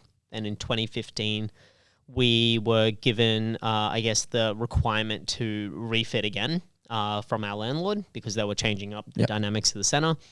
And I used that as an opportunity to spend 18 months to research and develop Australian first systems and workflows and processes that were unique to our store and allowed us to ultimately become award-winning as well. So, which was really cool. It was a great opportunity to look at different industries as well, because like anything in this world, you can learn so much about other things and other processes just by looking up. We get bogged down so much particularly in entrepreneurship, running a business. We become so focused on internals and worrying about what's happening within our own four walls. We don't spend the time to look up and go, fuck, what's actually happening around us. And the best way I found to do that was actually to look at other industries as well. So not just look up, but look within other industries. Learn and adapt. 100%, and see how they were adapting, how they were changing the customer experience, how Did they you were. take any particular Yeah, industries? so I looked at airports, banks, post offices. Wow. Okay, so not just within your industry. Yeah. So You're just looking at developing businesses around and what they were doing. exactly right. That's exactly awesome. Right. So and then also like logistics companies as well. So a great example of like why I chose this is I don't know where, but I remember reading about this, and there was a concreting company, and they were amazing concreting company, but they noticed that they were starting to lose a lot of clientele, and they were losing a lot of clientele because their on-time delivery rates were starting to get shit. They went from a 98% on-time delivery rate to like sub 40s. Wow. And on a construction site, time is money. And when you're concreting, you're literally holding up every other process in that construction timeline if you aren't getting your shit together. And so what they looked at was two different industries. They were looking at emergency services and they looked at logistics, a concreting company. They looked at emergency services for dispatch and how they actually dispatch their trucks and dispatch their emergency vehicles. And they looked at logistics as to how they actually categorize their vehicles and plan routes and things like this to optimize that time. They went from a sub 40% on-time rate to 99% within months, just by looking at these other two industries and taking systems, processes, and workflows from them and implementing it within their concreting company. Impressive. And so I took that same sort of methodology and go, well, how can I look at airports and accept that people will happily stand in an airport queue for an hour and be fine about it? How can I look at people within a bank and their new ticketing systems and how they're actually interacting with their customers in a more digital space, or even with less resources, with less tellers, using machinery, using robotics, etc.? How can I look at logistics and go, well, how can I actually put deliveries out, and how can I look at post offices to go, well, how am I optimizing other services? So what were the lessons you pulled from each of those industries? Yeah, great. So I pretty much created unique workflows within our pharmacy, not just for our team, but for the customer experience as well, based on accepted things that they would do normally. So I implemented unique queuing systems. I implemented robotics in our pharmacy. I implemented screens and visuals for our pharmacy team to be able to literally see through walls. So they've got visibility on where patients are within the store. I implemented unique call systems so I can direct team members to different sections of the store from a central hub. So I implemented a whole bunch of other random stuff. That's like awesome. Amazing. So it allowed me to optimize my team, but to also redeploy, because at the end of the day, we're in a crazy labor shortage right now. Yep. And so it's not about how many talent or team members you have. It's how efficient you can actually make that run, how efficient you can actually use those team and talent to actually achieve the goals of your business. And that Which is in turn customer satisfaction. Yeah, it could be anything really. And from that, 100% the ultimate goal though is making sure that you're putting a product in a patient's hand, or and you're obviously building loyalty, trust, and repeat business. But for me though, it's about not just about product, but it's about providing a holistic health solution. Whether or not that's a referral to somebody else, and I haven't even earned $1 out of that, but it's providing a solution for them. It's doing the right thing. That's exactly it. At the end of the day, I'm not going to just recommend something for the sake of recommending something because I know it's going to earn me $1, because that's not where my values lie. My values don't include or have any hierarchy on a monetary sense. But looking at these workflows and systems just allowed me to redeploy team and talent to things that matter. Patients' interactions, service delivery, and actual unique service delivery. So, because we were one of 13 pharmacies within a 3-kilometer radius. Wow. 13 within a 3-kilometer radius. Yeah. That's a lot of competition. 100%. So we had 2 big boxes within 500 meters of us turning over in excess of $40 million.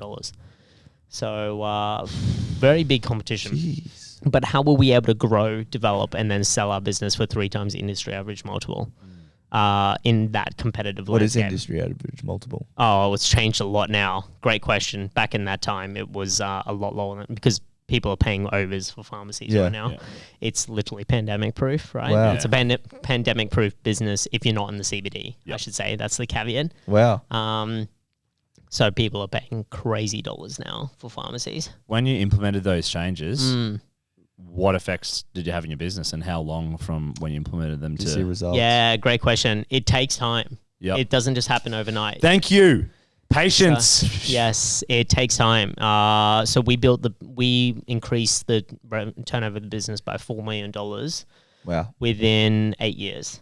Cool. That's awesome. But so that's not overnight. No, That no, no. takes freaking time, persistence, determination, grit, resilience. Yep. A lot of late nights, a lot of sweat. I don't have to tell you this. But at the end of the day, the rewards are there for those going out and seeking it. It's just knowing for us as well, knowing when, I guess we all enter business to one day successfully exit business. Defining what your exit means to you from the start helps you define what goal you want to achieve and where you want to build it to. So for me, the goal wasn't not necessarily always just about money. It was to provide a future and a retirement plan for my parents. And that's what I've been able to do. Yep. And so for me, that business was able to do that. By building it up to that point, the only way I saw myself, so many people ask me is like, oh, you could have just bought my parents' share out and have them, and Try so be them it. like that, yeah. That's it, and still own the pharmacy. They, Indian parents, mate, Yeah. they wouldn't have stepped out. Ever. It was too close for them. It was still their baby. Yep. They still had a relationship to it. And so I just wiped the slate clean. Yep. And gave them a clean break, and they absolutely love it. They literally live on the beach now. So Amazing. And again, is that as soon as you're reset financially, like that financial freedom, then you can start to play on the things that you really want to do. yeah, at the end of the day, it's all purpose-driven stuff, right? So, and that sort of transitioned me into what I do now. Because I now do business strategy and entrepreneurial coaching for the health industry. Yep. I was actually already doing that within the pharmacy. And what I found is that I was doing it for nothing. I was coaching and mentoring and actually helping develop products and systems and for other companies for With pretty no much benefit. nothing. Exactly You're right. doing your learnings. You're doing your due diligence so that you can charge the big money. Your proof of concept. That's it, and exactly right. You got to build your name up somehow. Yeah. But there's also there's two lines of thoughts with this because there's also no value in free.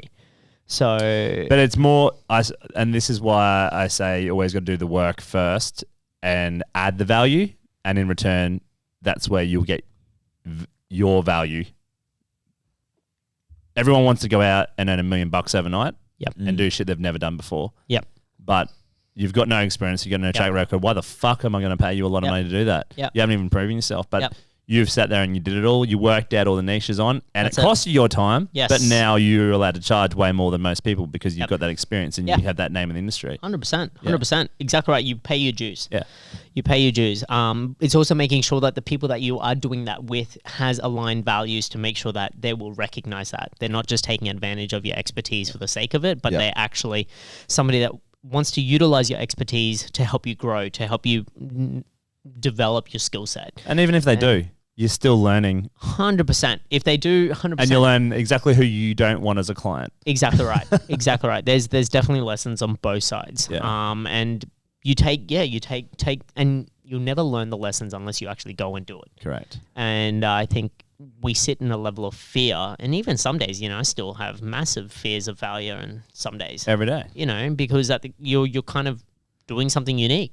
So many people ask me, fuck, man, you had a pumping business and then you sold it. Now you're doing something totally different. Left field, yeah. Like, fuck, that's scary. And I'm like, yeah, fuck, it is, but at the end of the day, it's also really rewarding. It's really purpose driven. My purpose in business is to help health entrepreneurs succeed. And my personal purpose is to help unleash the inner awesomeness in those around me. Very cool. I get to literally live that every single day. That's great. I love that. And I absolutely love it, and at the end of the day, I was doing that in a capacity within owning a pharmacy. Yep. But now I get to do it on such a bigger scale to help empower and mentor and coach other people that are doing amazing things or want to do amazing things. That's awesome. And pretty much, yeah, help to guide them on their own journey as well. Well, you're pretty fucking good at it because you won a few awards. What was your role within the pharmacy? So Like general manager? Or? No, I was the owner. So, but in terms of with day-to-day activities though, general manager. Yeah, I guess you could say that. Yeah, because I know you can just walk away and not do shit. So, yeah, exactly right. Yeah. No, I was definitely hands-on. Yeah. Definitely involved in the business. You could somewhat say I was involved in all aspects of the business that I now coach on. Yeah. So planning, sales, marketing, leadership. And how long? So you've done the reno in your stores, implemented all these incredible systems, and then you've built the business up. When, are you allowed to drop what pharmacy chain you're with? Yeah, sure. It's well known. Yeah. So I was with the Terry White Chemart Group. Yep. Yeah, and so obviously ultra high franchise. Is it franchise model? It is a franchise model. Yep. Oh wow! And you have to be a pharmacist to own a pharmacy in Australia. Yeah. Okay. It's Cool. still regulated. Yeah. Yeah. Awesome. Yep. So and obviously they screen out all the shit people. So it's generally speaking, because they want a franchise to succeed as well. Yeah. 100%. It's in everyone's best interest. 100%. You got recognised 2017. 2017. Best Terry White Pharmacist of the Year. Yeah, that was actually the first Pharmacist of the Year award under that group, because they were previously Terry White Chemists. Yep. And they acquired another banner from South Australia, and then they acquired Chemmart as well, and then ultimately became Terry White Chemmart. And that was an amazing honour to be recognised as. So you're the first ever Terry White Pharmacist of the Year. Terry White Chemmart Pharmacist of the Year. White Chemmart under that banner. Yeah, exactly. In the flesh. What were the requirements to take out that award? Great question. I don't know. Put labels straight on bottles. Yeah, that's exactly it. That's a really good question. What are the prerequisites on that? Obviously, you've had a massive impact on the business though as well. Yeah, look, I think they have their own judging criteria. They might have built the award based around you. Because we don't nominate and our peers don't nominate. It's the actual company themselves. Wow. That They see the results. Yeah, exactly right. So they have all transparency. They get nominations through their business development managers and the people on the road, and state and national managers as awesome, well. though. And but I think in any franchise model, and if you are within a franchise model, it's being active and not expecting that the franchise is there just to do everything for you. No. I think so many people enter a franchise model thinking that, yes, you've got systems, processes in place within the model itself. And yeah, exactly right. And have that expectation that, yes, that's going to actually achieve whatever I need to achieve. But you have to go beyond that. To me, those are the foundational things they give you. And it was, even for our pharmacy, I had to sign waivers because we were creating Australian first workflow systems, and within a franchise group, they hadn't seen these things in the pharmacy, right? So, did they take your concepts and implement them across the board as a best practice? So some parts, yes, but being a franchise model, at the end of the day, it also comes down to what the owner actually wants to implement. Yeah. You get some sort of elements where the owners will just implement sort of, I guess, you could call it a cookie cutter version. Whereas for me, I need to create an element of USP, like true USP. So in a very competitive environment, because not to mention, 2 of those pharmacies within a 3-kilometer radius were also Terry White Chemmarts. Okay. So you're getting business off of the same. Well, yeah. Really. So whilst I have a massive love relationship for them, they're still technically a competitor. Yeah. Right. So because we're all franchisees. So unless I went bizarre, they even granted franchisees that close together. Well, who knows, man? The world's a funny thing when it comes to that. When you're in growth phase, sometimes you say yes to everything, and it just goes from there, right? But from a strategic sense, it definitely made sense anyway from a franchise perspective, because you look at Coles and Woolworths and that area that we were in, those big chains actually call it the Golden Triangle. Because of the actual revenue that those big chains actually drive out of those other locations as well. Oh, wow. So, it's quite an interesting area. But when you're when you're in a franchise model and then you win an award, 100%, it is absolutely amazing. It was great. It was. What did you win from the Terry White came up Pharmacist of the Year. So what was my prize money? Yeah, what was it? Oh, Did you win money? I can't even remember. Did you get like a trophy? I got a trophy, and then I found out somebody accidentally broke it in pharmacy and then stuck it together with sticky tape. And I only realized when I was literally the day we were packing up like all my stuff to sell, and I'm like, I wouldn't even know when that happened. Whoa. And I was battling for a while with Terry White came out to get a replacement, and they just never bothered. So I was like, okay. So how important was the location? Like as a franchise, I'm going to smash with some franchise questions because I know there'll be a lot of people like either wanting to get who are chemists and who want to, or pharmacists, who want to get into or just in franchises in general. How important was that the geo location to your benefit versus in another area? Oh, look, I think in any business, geolocation or graphical location is absolutely critical. Yeah. Depending on your model, I guess, if you're full e-com play and all that, doesn't matter. But in a really patient-orientated setting, what's your geolocation is the community. So what do you want from the community? Is there a community? And what do you want to be known for? What do you want to stand for? The reason why we were able to succeed and grow in the way we did is that we were a true community pharmacy. I did talks at Blue Care. We had relationships with the local churches and their funding programs for people in need who couldn't afford their own medications. Yeah. So we had all these other arrangements in places with special schools and all that sort of stuff as well. We supported school camps and so you were really proactive. And you had to be, and this is the thing. So it's not just about geolocation; it's about what community do you want to create within that. Because in a health business, as you alluded to before, what's the traditional form of that? They were the center of the community. You had your post office, you had your medical center, you had your pharmacy, you had your local grocer, maybe your fruit and veg and bakery, etc. Is essentially. So what do you want to be known for?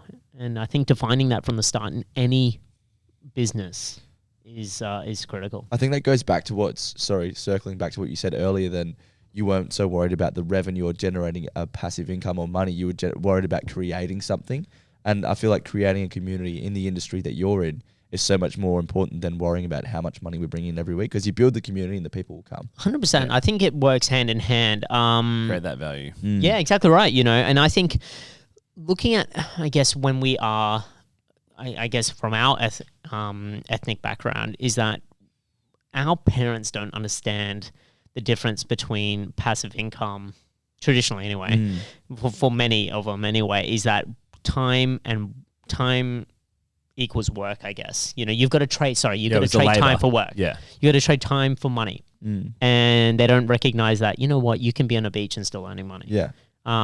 It's that's not a job. You're not. Well, you're that's not exactly it. You're not actually working and testing your brain and using your skill set and things like that. I think, when you come from nothing, you want to make sure that you're there on the ground, making sure that everything's in motion, so then you can still keep paying the bills and you can still enjoy the life you have and create the ultimate life that you want. But today's generation will look for, I wouldn't call it the shortcuts, but I guess the express lanes. Yeah.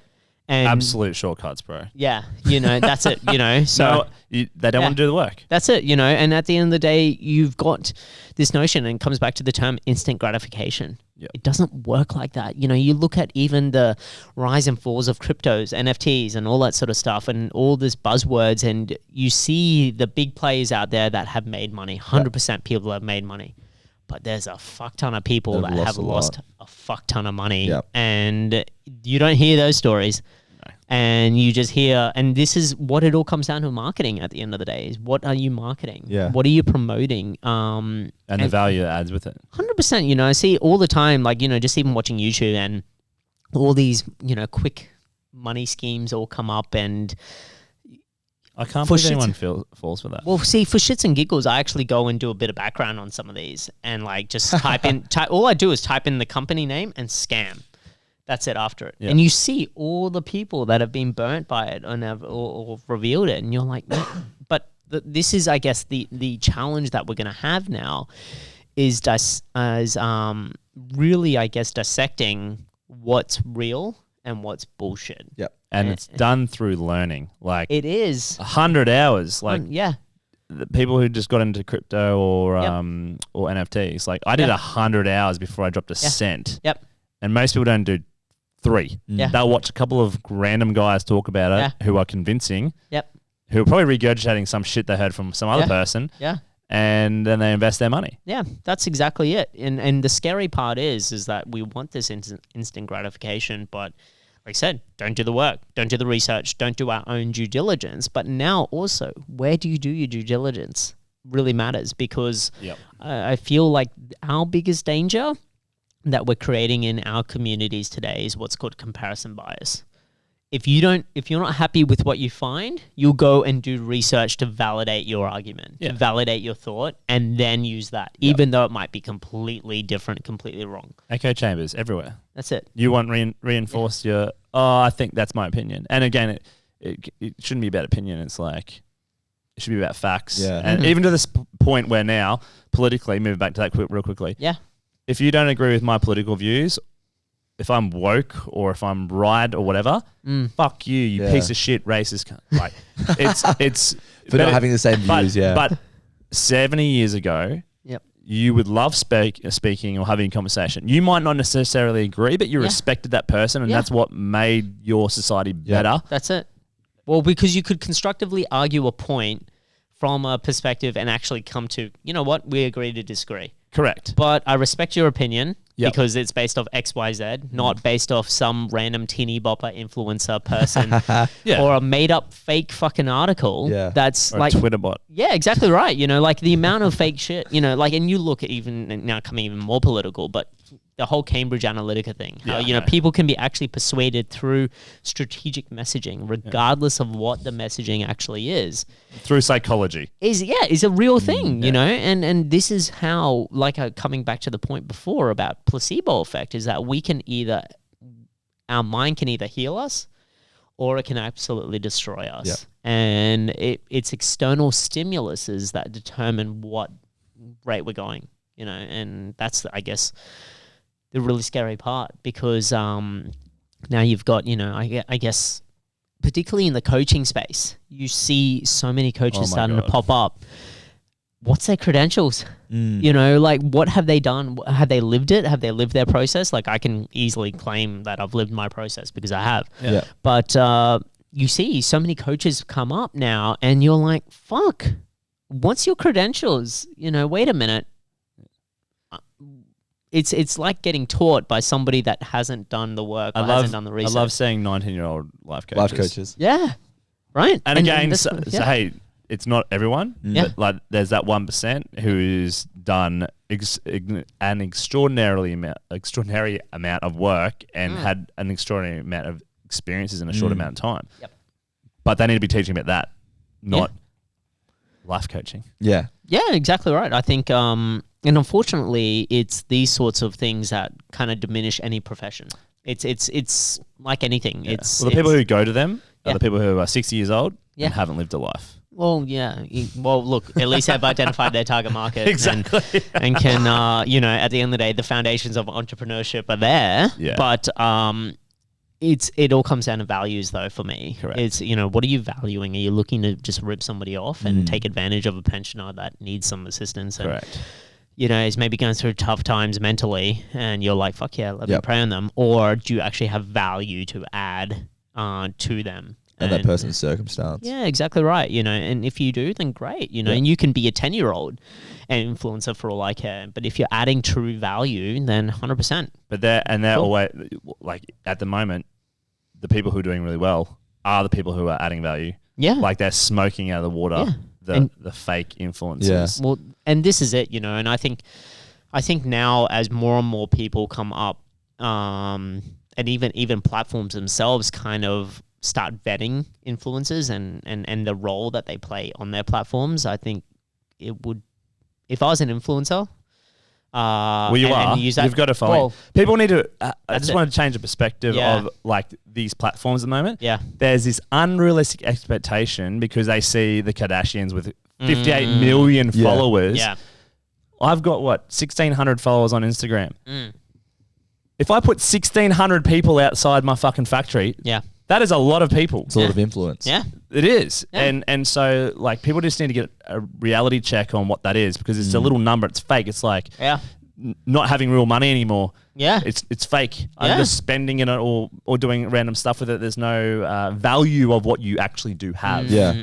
And that's a great reframe, and I appreciate you calling me out on that, because that was a bullshit fucking argument from my sense. So I do definitely appreciate. Yeah, man. Straight talk, Much bud. love, brother. Much love.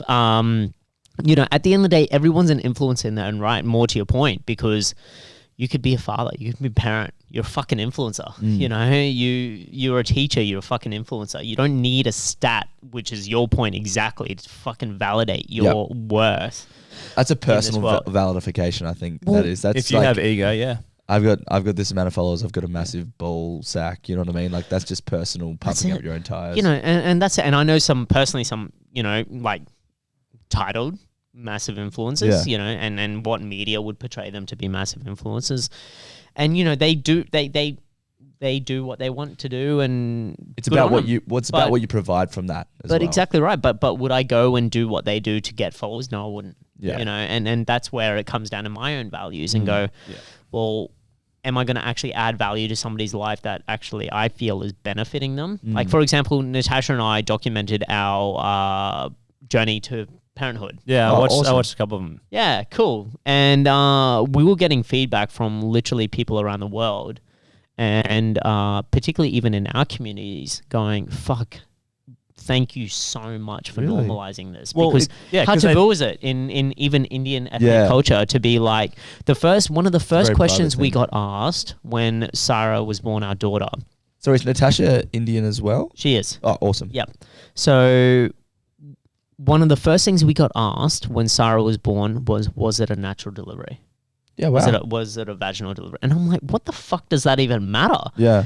You should be asking, They want to reinforce. is mum and bub healthy? Okay. Yeah. Correct. Like, it doesn't fucking matter how. It came out. It's here, And- and they're yes, they're both okay. And this is one of the most amazing, beautiful things of not just parenthood, but entrepreneurship, is that the destination, it might be A to B, but it's a fucking journey. It's all a about map. the journey. It's a map. Yep. You know, it's not just a straight fucking line. There might be a detour somewhere or whatever, but you can see that destination in mind. You got that goal. That's where you're heading to. Yep. Doesn't matter how the fuck you got there. You get there. It's all about the journey. It is. And like I've been through that where I was just focused on the goal, and not getting it and not enjoying the journey, and I Yeah. fucking hated it. Yeah. Yeah. As soon as you change that perspective, it actually reduces a lot of stress. Yeah. Like you're just like, well, this is the situation. Yep.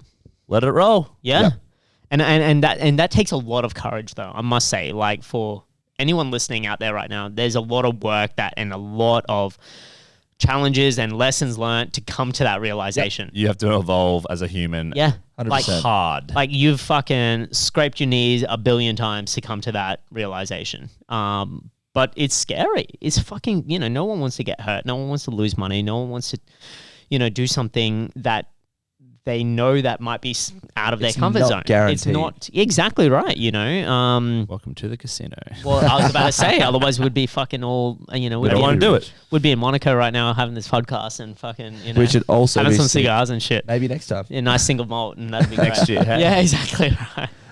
With the franchise model, going back to a bit more on the business side of things, were there any like standout learnings? Like if someone's going to get into a franchise of any kind, what are some of the things they should look out for? Great question, because I haven't just been involved in franchises in pharmacy. I've been involved in franchises in the fitness industry, and that turned out very different to. Wow, you can tell us that lesson next. So probably one of the biggest takeaways is, one, make sure that the franchise is aligned to your values, knowing Be what they passionate. stand for. Yeah, exactly right. Knowing what they stand for and who's actually behind it. You know, who's behind the brand and what do they stand for. So Terry White is an actual dude. Would be very well off. So, now, I'd say. look, he's extremely successful, but still works. He's in his 80s or 90s, still Wow. is in the office. He's based in Newstead 3 days a week. Wow. And he's a Badass. multi-fucking millionaire. He's such an amazing work. Him and his wife, so Rhonda is definitely the big business driver and the entrepreneur as well. just an absolute powerhouse of dynamic duo, and much love and respect to them. And I love seeing them, and I get to see them. And So you've met Rhonda and Terry? Yeah, I've met them multiple times, and they've literally watched me grow up because we entered the Terry White group when I was a real young'un. And so they've literally watched me grow up. That's awesome. so cool. And so when you see or enter into a franchise, it's so important that, you've got one, values alignment, but two, you need to make sure that your own values are really your values and not somebody else's values, because those become the guideposts and your pillars for making decisions along the journey. And three, you've got to fucking do the work as well. It doesn't just mean that you bought into a system and you expect the system to work. I guess you can always look at it in a really cynical way, is that somebody's franchised something because the franchisor is always wins. It's like the house always wins in the casino, right? The franchisor charging fees, etc. They've built systems up, but at the end of the day, it's how well you just use those systems as foundations and build upon them. They give you the skeleton to create this business, and you've got to add the meat to make the person. 100%. Exactly right. You look at even other major banner groups, and it's the groups that go above and beyond the bare minimum are the ones that are truly successful. Yep. And not just in pharmacy, but in any franchise group, in any industry group. It's the ones that do something. You could take a fucking post office, Australia Post franchise, for example. It's the people that do something really unique in that space. Offer very unique services, products, whatever, and then you're not just bloody posting. They're no longer just a post office. They could be whatever they want it to be. You now see even your humble newsagent, the diversification of that. It's funny you say that about franchises, because good friends of mine, Tyson and Jess, own a potato fast food chain business, and they've got three really successful ones in Adelaide. Yep. They built a franchise model themselves, and they had thousands. They had right up on Channel 7, Daily Mail. Yep. Thousands of inquiries. They could have sold it 100,000 each, made millions or whatever. Yep. But they have gone through such strategic processes to pick who they want to run their franchises so that the business grows, and they pick the right people to grow the business, because in turn it comes back on them. It comes back on them. If their business fails, it comes back on these 2 guys. 100%. So you need to incorporate the right people into the business and make sure, again, their values align with yours and what you want the business to be in 10 years' time, in 5 years' time, in 20 years' time. 100%. Because the reason why you franchise something is to build it, right? Is to grow it, is to broaden it. Scale the business. 100% to scale it. And generate cash flow that you can use to make other investments and continue that snowball effect. Of course. But you need people on the ground that are like-minded. Passionate, like-minded. And who are going to actually grow the business with you. Not just for you. Yep. It's for me, it's about a with relationship, not a for relationship. And that's your culture though. That's like what we have a bit of chat. Like, it's a team. Yeah, 100%. Can't do it without them. They can't do it without me. That's exactly it. And it's also a big part of being a franchisee is giving feedback and respond and seeing how they respond. Yeah. Do they take it on board? Do they listen to your feedback as a franchisee? Do they value your feedback and actually act upon it? Or are you just a franchisee and fuck it, you pay your fees and that's it? Yeah. And you get the systems and that's it. Because that's how another business that I was involved in kind of operated. And it didn't work. Yep. It didn't work. I got promised the world. They didn't Is this deliver. the fitness one? Yes. So what happened there? So essentially, I was unable to open it, and I can't go into it too much. Don't give any specifics, but just like top line the scenario and what happened. Yeah. So essentially, I was promised a whole bunch of stuff in an agreement, and it just didn't eventuate. And you paid your money? Yep. And what? You lost that money? Oh yeah, there's a significant amount that I lost. Yeah. Wow. And look, you learn these lessons. Yep. And once again, you learn these lessons and you come back to, and the advice I got from, my lawyers at the time was going, can you do X, Y, Z that this agreement says? And I'm like, yes, because I promised that they would do A, B, C. But they never did A, B, C. Chicken and egg, yeah. So, and that was the problem. Wow. And, but then you've got the piece of paper saying you need to do X, Y, Z, not we'll do A, B, C. And, it just comes down to all the pre-negotiation. Well, that's it. And you learned that it's an expensive lesson, but it was actually all done. But then at the end of the day, when you get legal involved, it's what's on black and white. Yep. And that's probably a really good point in dealing with any sort of entrepreneurship is have a team around you of trusted advisors that will interpret information that they're the specialty in. So you've got lawyers, accountants, financial advisors. You've got whoever you need, even leasing agents to negotiate leases on your insurance behalf. brokers, like all those stuff. Exactly right. You have professionals in their industries, not just you being a 100%, generalist. Yeah. exactly right, because they all are there for a reason. And one of the big reasons why we were able to grow and scale our business so well is because I had an amazing leasing agent that was able to negotiate on my behalf to organize a whole bunch of stuff in the process. And relationships matter. Well, you're not in this industry, or you're not within your own business to burn bridges. No. You burn a bridge and that bridge is gone. And you might need to cross that bridge one day, whether it's a year, 5, 10, 20 years. And if you've burnt that bridge, it's very hard to rebuild it. So you put somebody in the middle of that maintains your relationship. Yes, it's going to cost you a bit more. But at the end of the day, relationships is what all businesses are built on. Yep. And even reconnecting with Luke, we Yeah, we did business. Yeah, that's it. 100%, and that's what it's all about. It's not just, and it's also, I guess, defining and having a clear separation when you do have mates that you are involved with business, is that in a family business is no different, is that you have those clear lines of separation. 100%. It's so important, because if you enter the world of business with your family, it's Very business first, family second. Business pays the bills, keeps your roof over your head, pays a mortgage. Yep. At work, it's business. At home, it's family. And those very clear expectations from the start need to be had. Yep. Culturally, that was a big shock to my parents, because I drew that line. And I said, if I'm going to be involved in this business, this is the line I'm drawing. And at work, it was actually Harish and Anita. And the team they were just like, what the fuck? This is not weird. mum and dad. Not mum and dad. And it's a blurred line then. that's it, because I entered that business as a third party. Yep. I was not their son in that business. And that's how you've got to treat any relationship that you have, is going, what's my business lens and what's my business hat on, and what decisions am I making for the benefit of the business? Yep. And then what are the flow-on effects to my personal life as well? Because in business, it's not just me. Yep. It's we. And coming back to team, it's not just you have to worry about. You have to worry about your team, their families, your customers, your suppliers, all the other liabilities that you have. It's a lot more than me. And making decisions from a non-emotional state, because family, friendship adds emotion. It's looking at facts. It's looking at, well, what do we need to achieve? And sometimes it's tough to have those conversations, but it also takes a lot of courage. 100%. Yeah. And with your risk of putting down that money, and even though it failed, that's the risk you took. And that's what, when you take any opportunity, there's always a risk it can go wrong. It's a risk you can get hit by a fucking car, walking down the road. So you weigh up that risk and make the decision.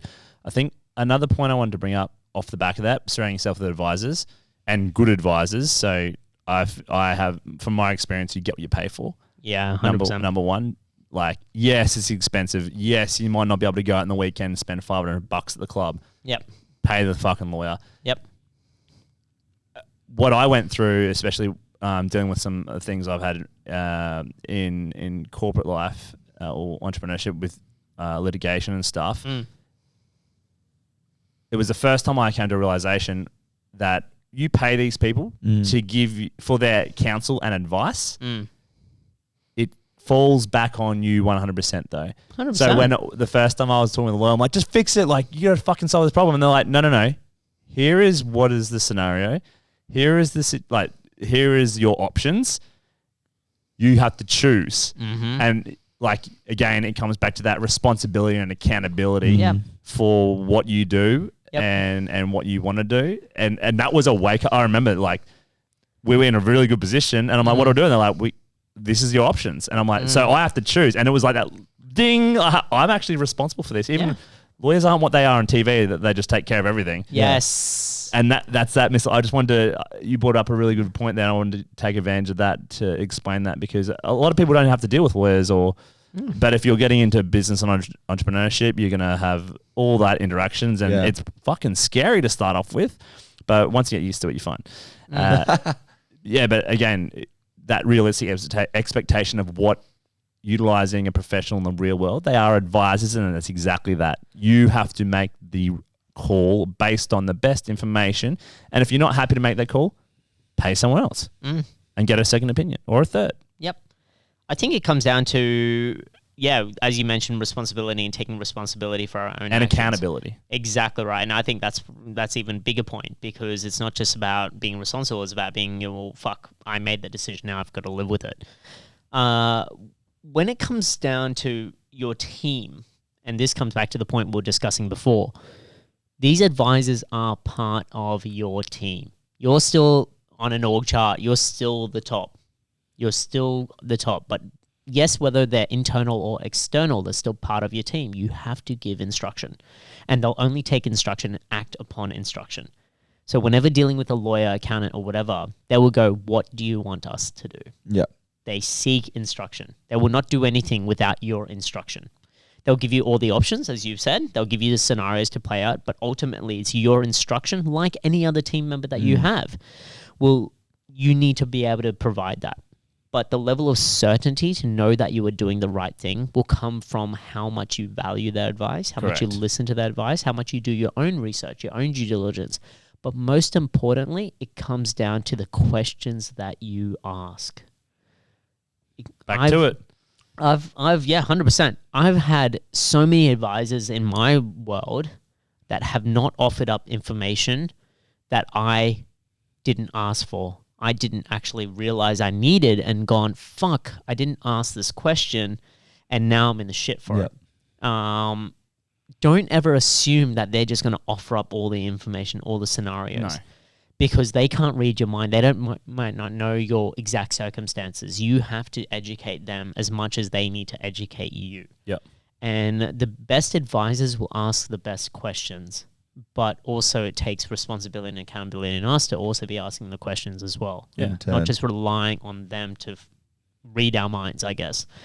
And that's where the personal connection and the relationship that you have with like-minded advisors, like-minded coaches, like-minded mentors is so important, because the ability to have open and honest conversations with these people. Honest being emphasized right there. Yeah, 100%. And transparent, like honest, 100%, and both ways. Whether you like it or not. Exactly right. The shit conversations are the ones you get the best out of. 100%. My accountant's amazing. We've have heaps of tough conversations over the years. Yeah.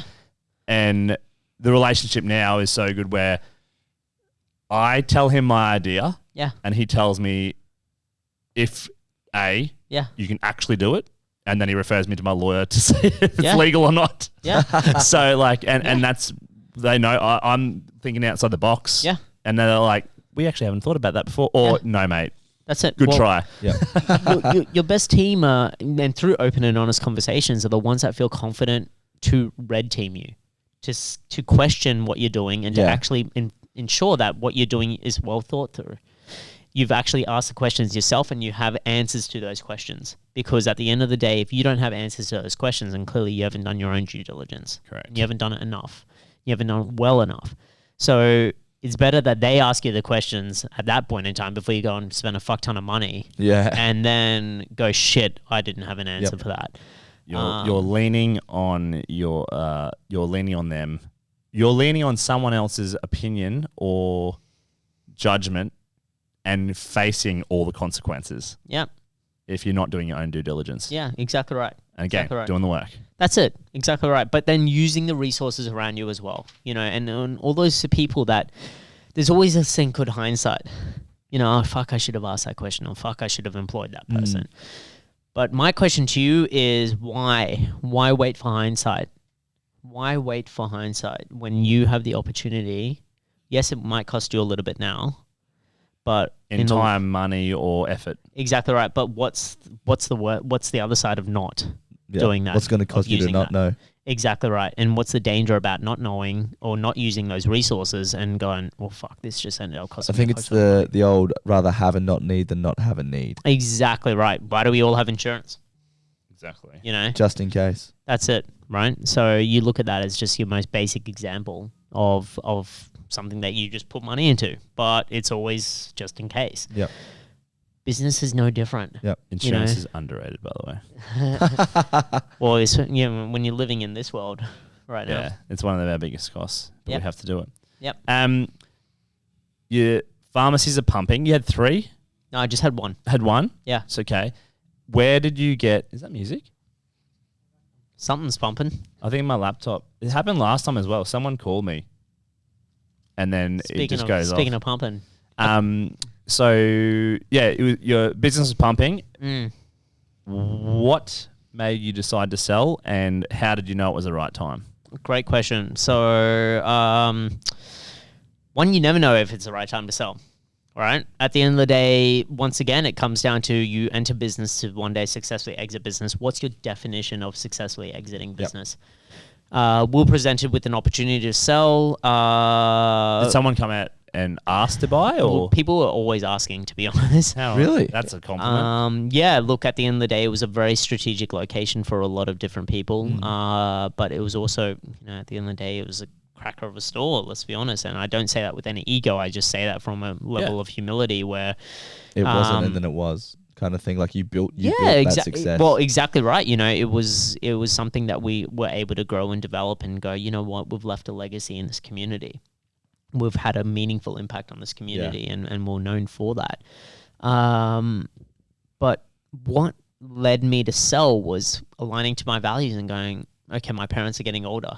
When would be the right time? Now is the right time. We've got this opportunity to do it. Great. We actually were finalists in the same year that we sold for, we were finalists for Australian Pharmacy of the Year. Yeah, wow. So Getting that value up, baby. yeah, so and that wasn't with the Terabyte Chemite Group. That was on a national guild level. Yeah, So, okay, wow. we'll finalists for Guild Pharmacy of the Year. Quite a prestigious. That's more prestigious? Yeah. So that's like full national massive recognition How good. within the industry, and that was amazing. So Being recognized by your peers yeah, is huge. 100%, and we had a lot of publicity around that, and that was very, very exciting. And off the back of that, even though we didn't win, I still remember one of the judges saying to me is like, make sure you keep applying for this. Make sure you take the lessons and build on it. Take the lessons, build on it. And in my mind, I'm like, yeah, no, I'm probably just going to exit out of this and go, you know what? Mate, we sold in 2019, literally 6 months before COVID hit. Yep. Winning. And now some people might think that pharmacies have absolutely crushed it during COVID, but you could say the same for the construction industry, couldn't you? Yeah. And we all know what's happening with the construction industry is, maybe A revenue's lot of up. industries, mate. 100%. Revenue's up, but so are costs. So are costs, labor shortages, all that sort of, and it is hard sloggings. It is absolutely hard slogging. So, yeah, like, look, we're super blessed. Yes, did we sell on the absolute top? Who knows? Who knows? You can't tell. Yep. But at the end of the day, you get greedy, you get burnt. Yep. I remember hearing one story about literally this, actually a mate of mine was about to sign the deed of sale for a nightclub. Ooh. And he was like, fuck it. So he was literally had the contract sitting there and he was going to sign it that night, but it was like, you know what? I'll go out tonight and I'll sign it tomorrow. Tomorrow was day 1 of lockdown in COVID. Oh, no. Excellent. And so imagine, obviously, being the seller in that scenario. I'm not buying now. Well, mate, his business just fucking tanked. Yeah. Holy shit. Imagine being my mate who almost bought it. Something was watching, and obviously, because that would have had significant impacts, obviously, on him. Massively. But you know what? Everything, time, place, and whatever is meant to be is meant to be. 100%. And I firmly believe that because, and there's so many stories like that. Yeah. So many stories like that where, fuck, he could have literally signed that and sent that night.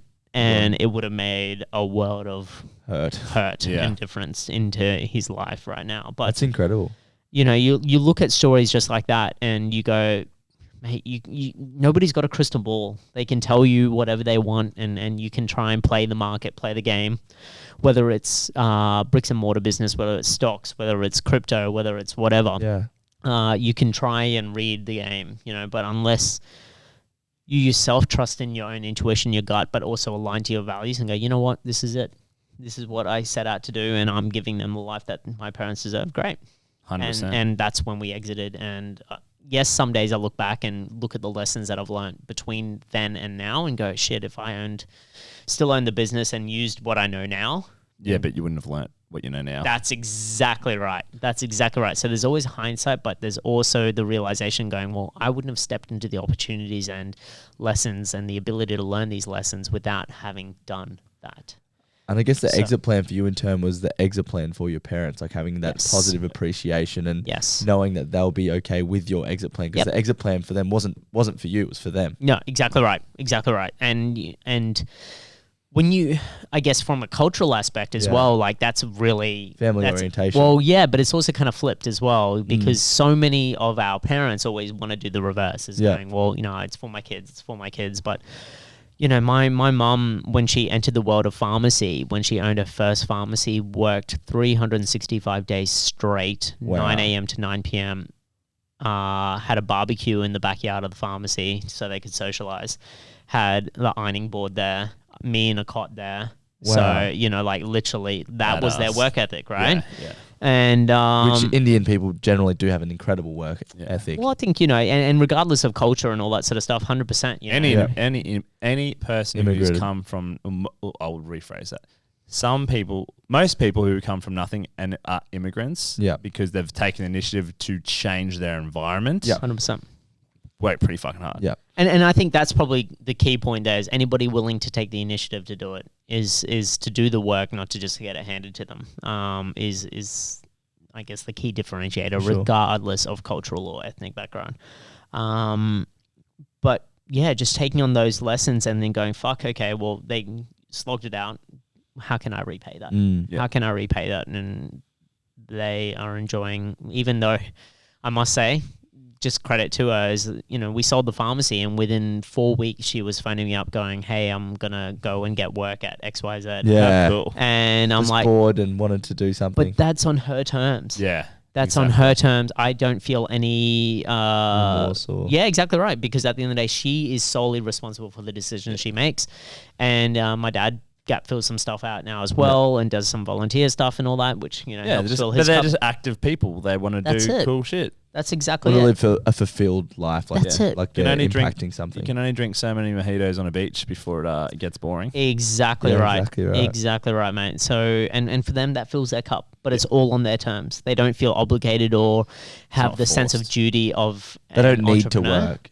Well, that's exactly right. They choose to work, not out of work need, to live, but not out live of to want. work. That's it, mate. That's it. So you sold out. Yep. What did you do next? Sold out, and then started my business strategy and entrepreneurial coaching business Straight away. I started looking into all of that sort of stuff. I officially sort of launched it about 4 months after selling the pharmacy, though. Okay. Wow. It's a quick turnaround. Yeah. Look, at the end of the day, I didn't want to sit still as well. I've got, but there was a bit of different things in the in involving that sort of kickoff as well. But yeah, it was cool. In between then, we were doing some renovations at home, and I got my hands dirty, and that was great. And awesome. Obviously fill that part of my cup as well. Back in high school days. Exactly, man. I absolutely love it. So yeah, that was really, really cool. And then started on this new journey. And so what is exactly you do? Yeah, great question. So I work with health... I should say. Yeah. So I work with health entrepreneurs to help them grow their businesses by focusing on 5 key pillars. So mindset, leadership, planning, marketing, and sales. And I do that by using the lessons learned, systems, processes, and workflows through my own journey in pharmacy. So I do that by coaching primarily. Yep. So there's a very big difference between a mentor and a coach. I want to listen to that, your definitions, because I would feel that you're consulting from that corporate point of view. Yeah. And then there's coaching, which is more interpersonal, I believe. Yeah, so for me, I would sort of see it, that's where like the business strategy element is the consulting element, and then entrepreneurial coaching is the coaching The element. method, yeah. Exactly right. Well, I see coaching as questions, and I see mentors as answers. Okay. That's, I guess, the easiest way to sum it up. Whereas, so coaching, in my mind, is asking the questions so that you can come up and develop the answers and take responsibility and accountability for the outcomes of that, but through strategic questioning to help them get to the answers that they need. So it's more or less they then own the answers, take responsibility for it, and go and implement the work to achieve what they need to do. The strategy comes, and the business strategic element comes from using my methodologies and systems and overlaying that on a coaching framework.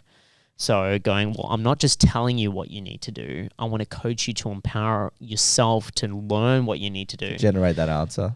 Exactly right. But then to do the work, to know the process and systems and live it. So then when I step out of your business, then you can actually appreciate and do it yourself. Teaching them how to fish. Exactly right. That's the simplest form. I reckon we've used that in every podcast we've done now, that analogy. Yeah, well, it's just valuable. Like, again, if you actually learn a skill and then execute on it, because again, you can go to university all you want. Yep. But if you don't actually implement and try and fail and fail and fail, yes, you're not going to do anything. But I want to add something to that analogy or that metaphor.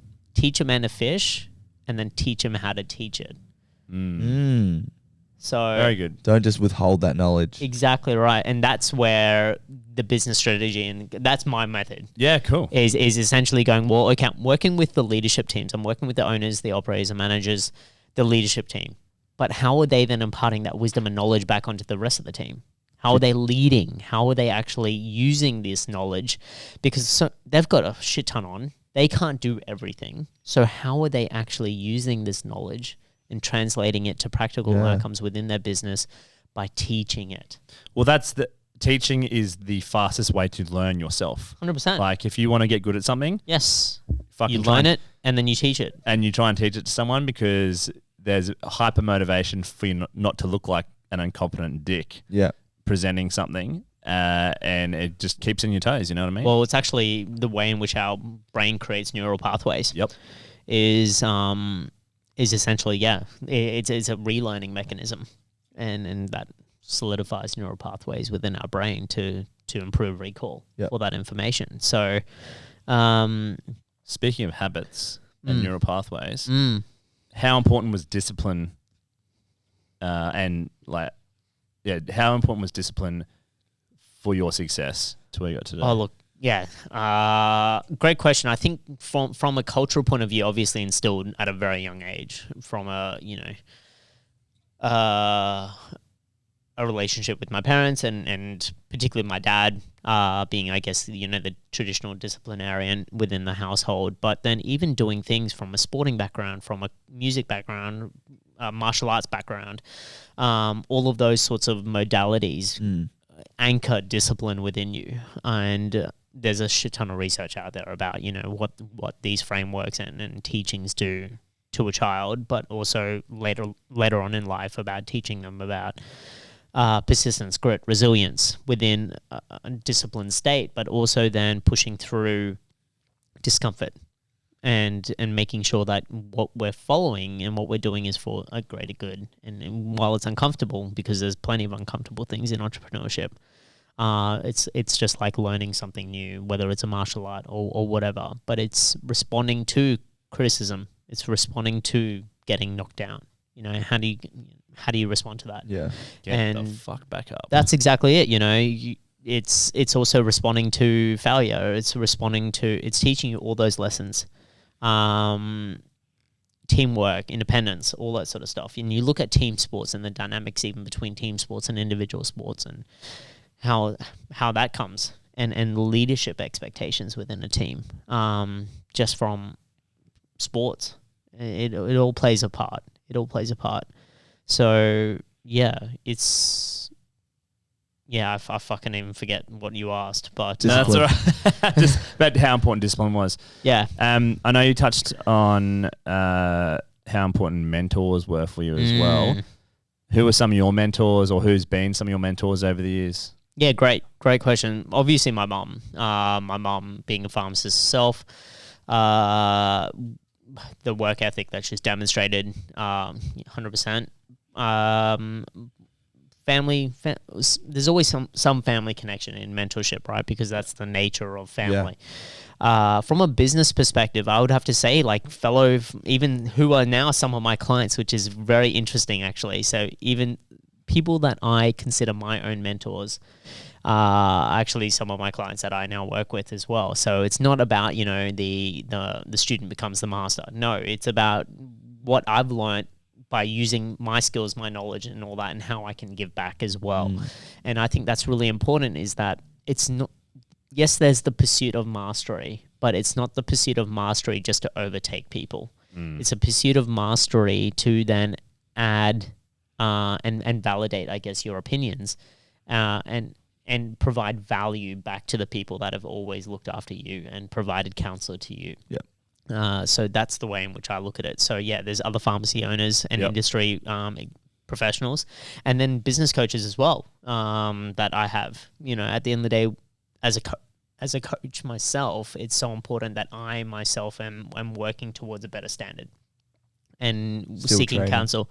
Exactly right. You the day that you don't learn something is the day you die. And the day that you don't, I guess, the day that you shift out of the mindset of a student is the day that you truly stop learning. And if the day you stop learning is death, then, I guess a big philosophy for me is that we need to be forever students. It doesn't finish at school. It doesn't finish at uni. It doesn't finish when you get whatever job title.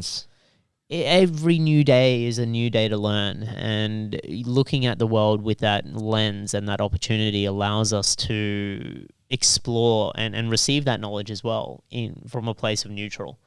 And having the opportunity to learn from other people that have walked in my shoes before, not just from a pharmacy sense, but more importantly from outside of pharmacy, is really cool. So yeah, I've got coaches. Yeah. Anyone else apart from paid coaches? Because are you paying these coaches? Yeah. Any other mentors outside of industry? So, great question. And not necessarily like Yeah, LeBron James can be like, he's amazing. Yeah. You don't need to know him, but he can be a mentor in regards to discipline, Yeah. hard work, those Morals types that of you hold. things. 100%. I think the definition of mentor versus role model is probably a little bit different. Like, to me, they're two different things. Yep, 100%. So like a role model, 100%. Yeah. There's plenty out there. You've got the Elons of the world. Yeah. You've got and that grit. The guy fucking lives in a $50,000 tiny home. I don't even think he has a home at the moment. Well, He sold everything. There you Elon go. Musk, he doesn't own anything. Yeah, Well, there he you go. sold all his houses. There you go. He's just he's couch surfing. Yeah, well, there you go. How crazy is that? Yeah, mate. Just Badass. come chill here. Said to Elon, be a we'll have you. trillionaire in 2024, they said. The first ever trillionaire. Oh, it's just insane. How cool. It's just fucking insane.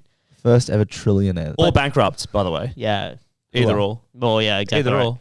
Could be. Yeah, sorry. I thought you were saying No, all bankrupt is in someone's bankrupt. No. Or he will be bankrupt. Or he will be bankrupt, I yeah. hope not. He's too good. I love him as a human. His brain Plus, is you're just- waiting for your Cybertruck.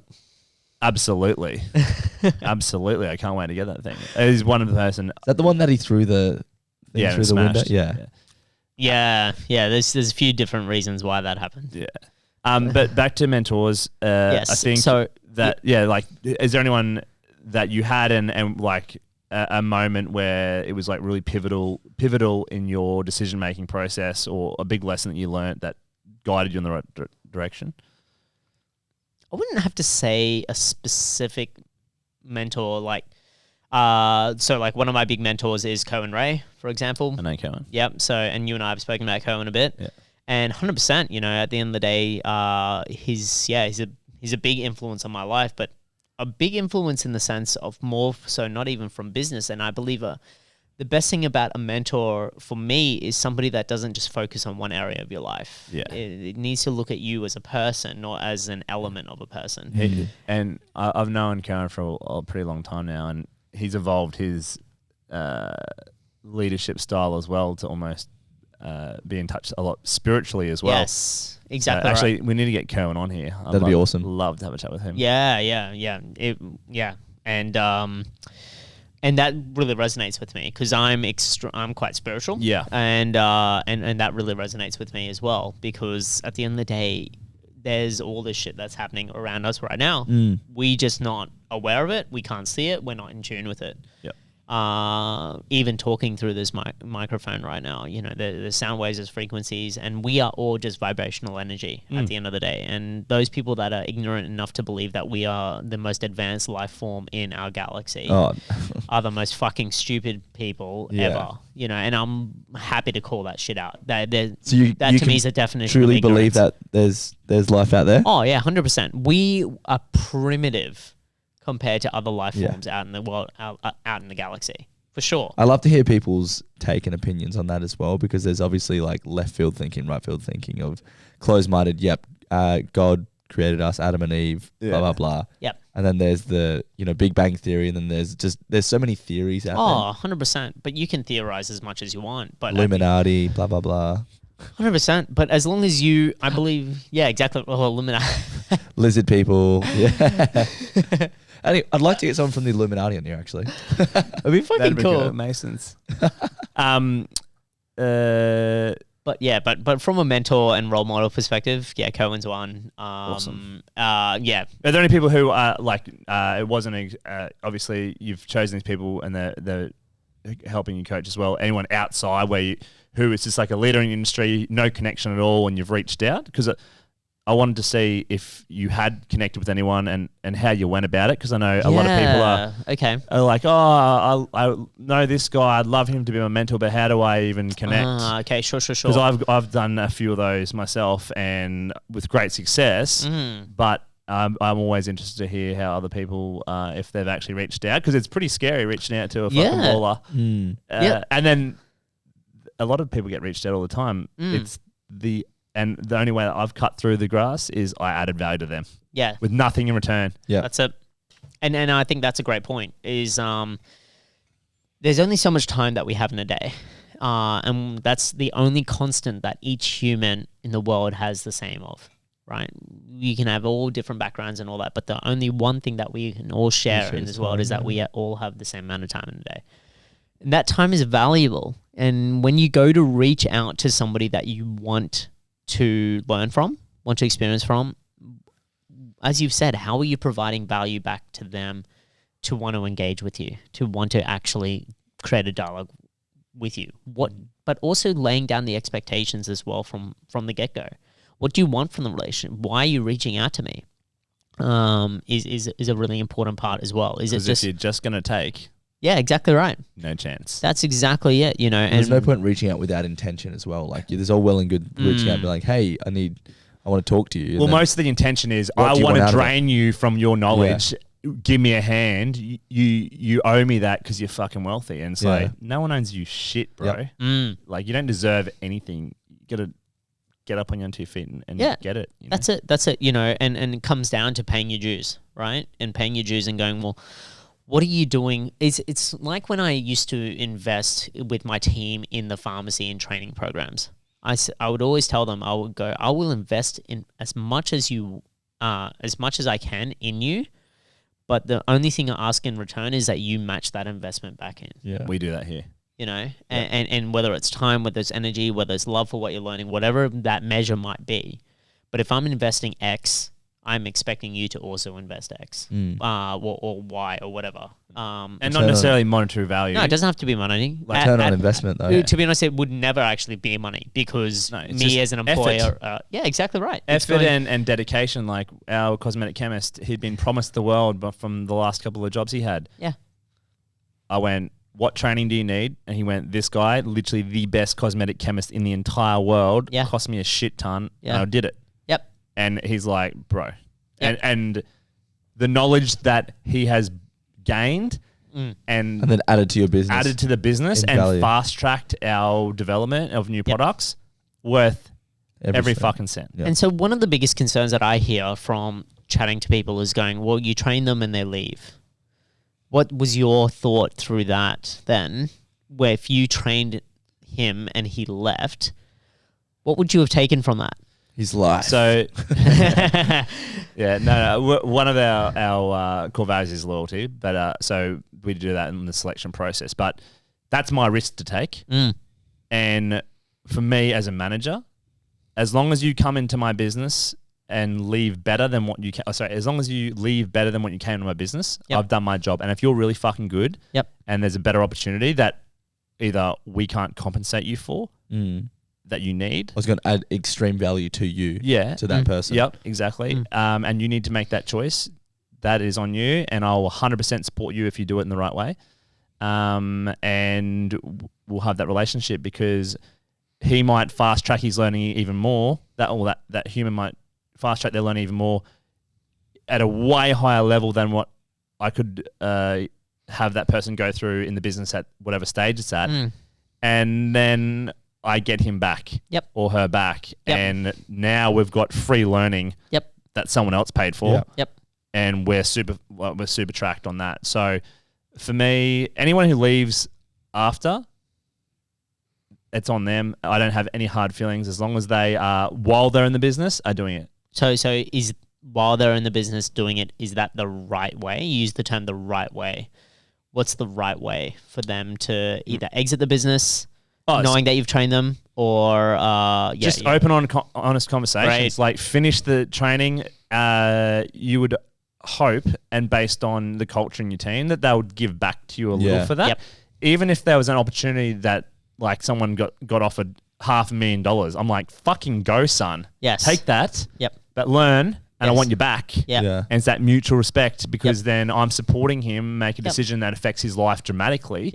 But we've still got the relationship, and if there's a opportunity further down the line, again, he might have just developed the product on his spare time, not on the company's time, so it's not their IP.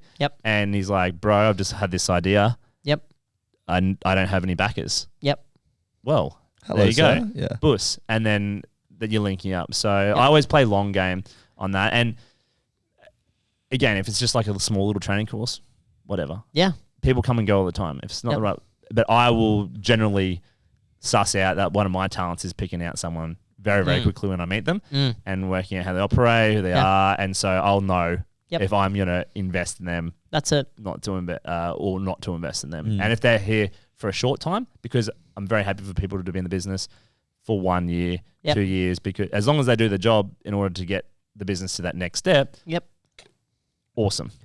I think what frustrates me is there's no differentiate. Well, there's a difference in perspective of risk between people and stock and product. You can go and purchase a fuck ton of stock and go and retail it. What guarantees do you have that would sell? So why would I not take that same approach in my talent and my team to go, I want to invest in them rather than seeing it as an expense. Correct. I want to invest in them, but I'm still taking a risk. Will they then perform? I don't know. But if you're that scared of it, sign a contract for 2 years.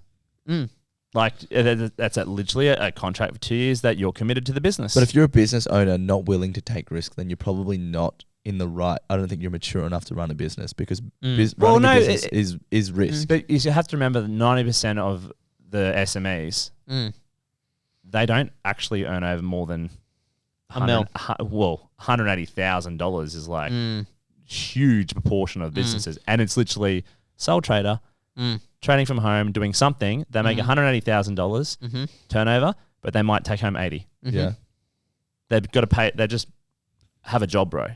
So a proper company is team, people, and systems working together. To create, well, like in our instance, a brand which lives without me. And has its own. It takes its own life, and it's really happened with the Bearded Chap over the last 2 years, in particularly the last 6 months, and we're about to go to the moon, and I've had to make, as a leader, have huge differences in my behavior, my leadership, my execution, and I was actually a barrier for the company. So, and you had to be self-aware. So I knew, and I didn't make change, and then I came to that realization, made these changes. Within 1 week, the entire company was humming. As in, like, everyone, I had trust issues from having bad employees in the past who had been burned by. And so I had to take another leap of courage and go, I trust you now. You're doing this. Wow. And you're responsible for that. And I will help you overcome any objections or barriers or whatever. And if you can't get it done yourself, you come to me, I'll sort it out. Yep. But it's been a massive weight off my shoulders, but I have to do that in order for the business to grow, because otherwise you're going to be stuck in this limited forever at that same thing, and nothing changes. Yep. And so when you change the way you look at things, the things you look at change. And once I've done that, straight away we've seen a dramatic change. Like even the confidence of like our team members, just Ryan. they're walking. Just all my team, they're walking proud. I've created a culture in my business where you're allowed to take risks without getting your fucking head cut off. Like we had a chat in the office the other day about the office culture and how excited they are about this business. And it's one of the, like, they're going to work not anxious. I was like, I understand how you feel because I've been in that situation. For me, that was like, my heart was full. The fact that I have people who are like keen to come and play. And created a good environment for that. And then execute at a high level. One of the guys said that he wasn't even allowed to talk in the office. Yeah. Like there was a receptionist when they started talking to discuss a business conversation. And they're like, what are you doing talking? Shut up. You've got work to do. You don't need to talk. I would have like fucking right hooked that person. Like it blows my mind. And it pisses me off as a business owner and entrepreneur because they are the people who give a bad raps, and probably why unions exist. Yeah, no, it's true. You see that in all industries. 100%. Yep. Zamil, if you were to do it all over again, what would you have done differently? Or would you have done it something differently? Yeah, or would you have done it? Just one key thing. One key thing would have been surround myself with more coaches and mentors from the start. Answer. 100%. You know, like if there's one thing I talk to Natasha a lot about right now is going, if I had these mentors when I owned the pharmacy right now that I found along this journey after leaving the pharmacy, what would that have become? That wouldn't have been maybe selling it for 3 times in, that could have been 10, you know, like, or whatever, potentially. So I would say, surrounding yourself and actually finding the mentors that you need. Yes, it didn't present to me at that time because I wasn't looking for it. I wasn't asking the questions. I wasn't in that right stage of, you know, and of my life to be able to receive that knowledge anyway. But for me, it's, find people around you, create those networks around you that you can rely on, that you can trust, and that you can learn from and also add value back to. Because at the end of the day, we spend so much time looking down. It's now time to look up. Ooh, another shirt. Boom. That's another shirt right there. Well, I think we might end it on that. That was awesome. We've just almost done 2 hours? 2 hours and 20 minutes. There you go. A magic headset. Time disappears. Zamil, if people, like, if you're a pharmacist, and or in the health industry, or in the health industry, and want to get in contact with Zamil, looking for guidance, how can they find you? Looking for someone to add value to you and your business. So I'm on Zamil Solanki. So spell it out, bro. Exactly right. So ZAMILSOLANKI. So that's my social media handles. Just look that up. ZamilSolanki.com. Awesome. Is my website, and all the social media handles are on there. There's not many Zamil Solankis around, but I've not met another one. That's it, mate. So hit me up on LinkedIn, YouTube, Facebook, Insta, and also but if you want to reach out more directly, head to the website and check me out there. Awesome, guys. We'll hope you.